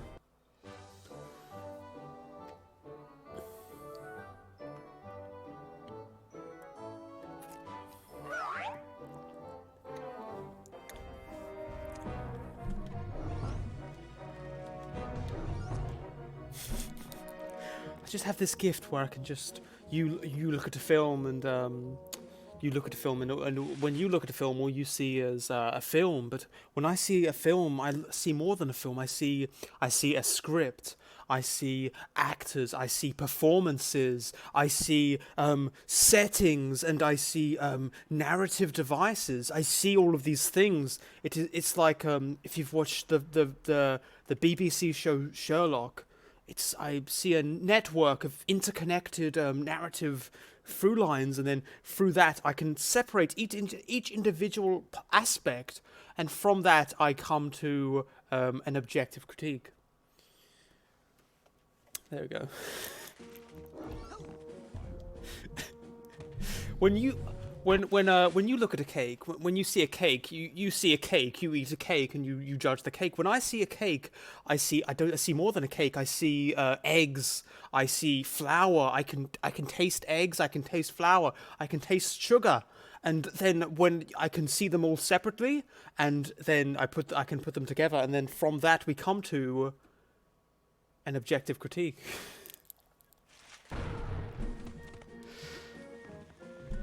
Listen, maybe you guys will get sick of that, but I'll never get sick of that.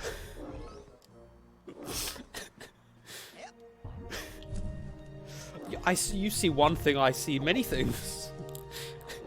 You may only see... Oh, fuck off.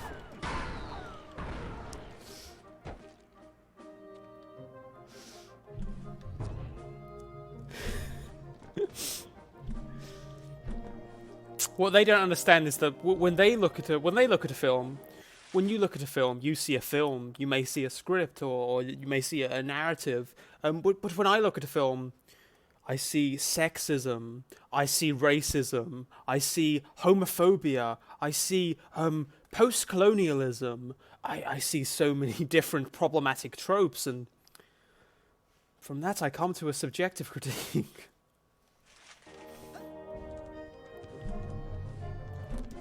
There we go.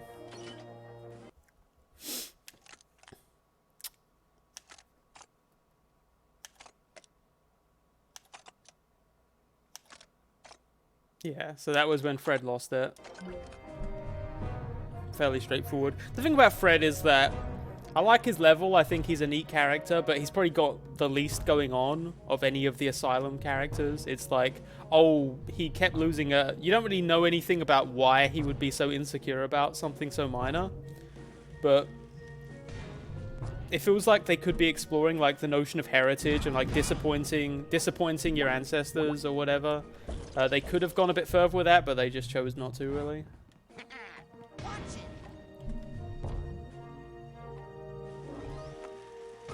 Shit.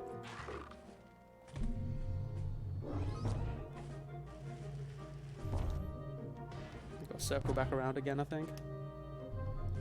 Ah!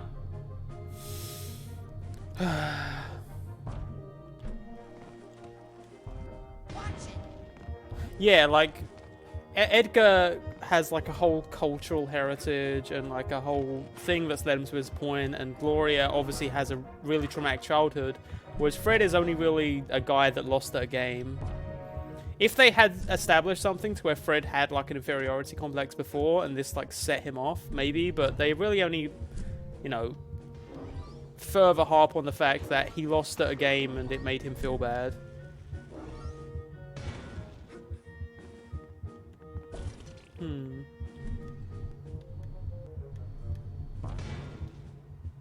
Let's try this. Once we... There you go. Goodbye. And now we can do this. The Baron's Castle from Sly 3. I can kind of see it.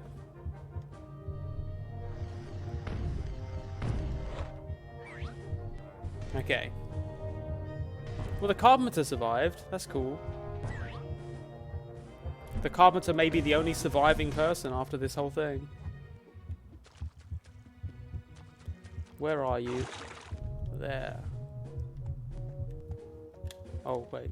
I need to move the Carpenter away. Wait. Oh, I guess I thought that would maybe be a secret. Like, if the Carpenter took then the Proletariat would win.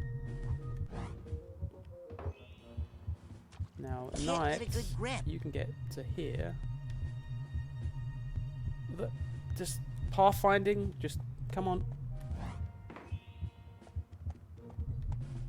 There you go. We did it. Your walls are no thicker than the crust of a creme brulee. Behold the mighty tapping of my spoon.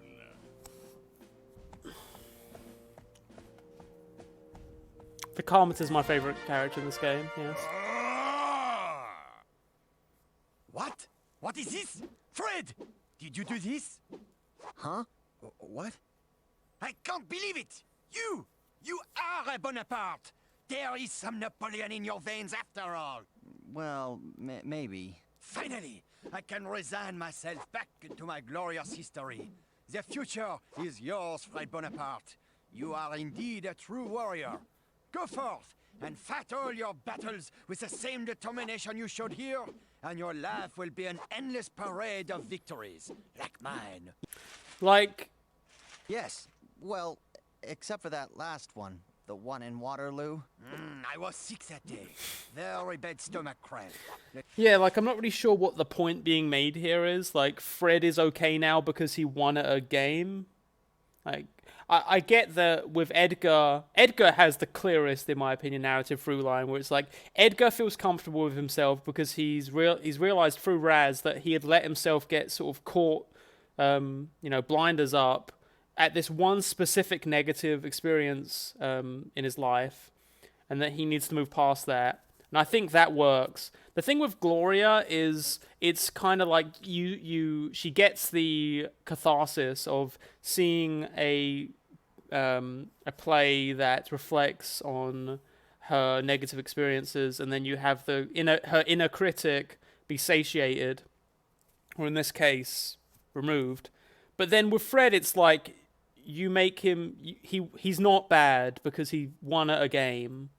You know what I mean? It feels a little bit less thought out, I guess. Let me tell you, that's why I've always got my hand tucked in here, you know? You'll find out when you're older. It's hereditary. I could see that, Mossy Lump. I could definitely see that. Is he really gone? Hello? Hello? Anyone else in here? Ha! We did it, Raz. I'm all me again. One person, not French. Get me out of this dang jacket so I can go strangle me an orderly. Hey, good thinking, Fred. That sure would save me a lot of work. Yep. Right after I take a nap. Yeah, this doesn't seem healthy. What? Nap? War is hell, Rasputin, and I'm sleepy. I'll take care of Crispin for you, just as soon as Or at least Fred gets a nap. Oh, man. Okay, well there you go. We now have everything we need. Put this on, and this on. Oh, I guess we can't put them all on, we just... Greetings, Dr. Loboto. Up to the secret laboratory then, is it? One moment. You're not Dr. Loboto. My eyes may be half gone, but I would recognize the Mad Doctor anywhere. He's got that stone cold. He wears a beastly smock, and in the place where his hand should be, there's nothing but a gleaming metal claw. So if I'm not mistaken, you're not Dr. Loboto. You don't pay my salary, so kindly back away from my elevator and die. Thank you, sir. I appreciate the forehead representation. Alright. There we go. I just had to do it in a certain order. Greetings, Dr. Loboto. Good to see your face. I see you're wearing your favourite jacket. If I may say so, your claw is looking especially menacing today. Up to the secret laboratory then, is it? Taking her up yourself this time, eh, Doctor? Less work for me. Inmate Whitehead. Chief Orderly Bonaparte. You're armed. Time to beat the shit out of that other guy for Well, here I am. some reason. Up in the tower of an abandoned insane asylum. Wearing a straitjacket, talking to myself. Okay, enough with the disguise. The things I do for Lily's brain. Well, if I'm gonna get to the top of this thing, I'd better start hiking. Okay, I might take a break now because we have been streaming for like 4 hours. So, it looks like the next part will probably be our last Psychonauts thing, and then we'll be on to the Outer Wilds, if everyone's good with playing the Outer Wilds next. Ah! The rats, they exploded into stinky gas. Oh no. Okay, let me call it here then. Alright, we're going to grab some more brains, we're going to fight the Doctor, and we're going to get to, hopefully, the meat circus. And we'll try to do that tomorrow, because then on Thursday we're heading down south for the weekend. But then we'll be back in the week. And then I will be at work on my next video. Yeah. Okay, who are we hosting? Let's find out. Does anyone have any suggestions for who we'd like to host today? Papa Bird Jake is available. We could host Papa Bird Jake. Oh, they're doing the charity stream today. Okay, yeah, we'll do that because they're doing a charity stream. Alright, Raid, Actual Jake. Yeah.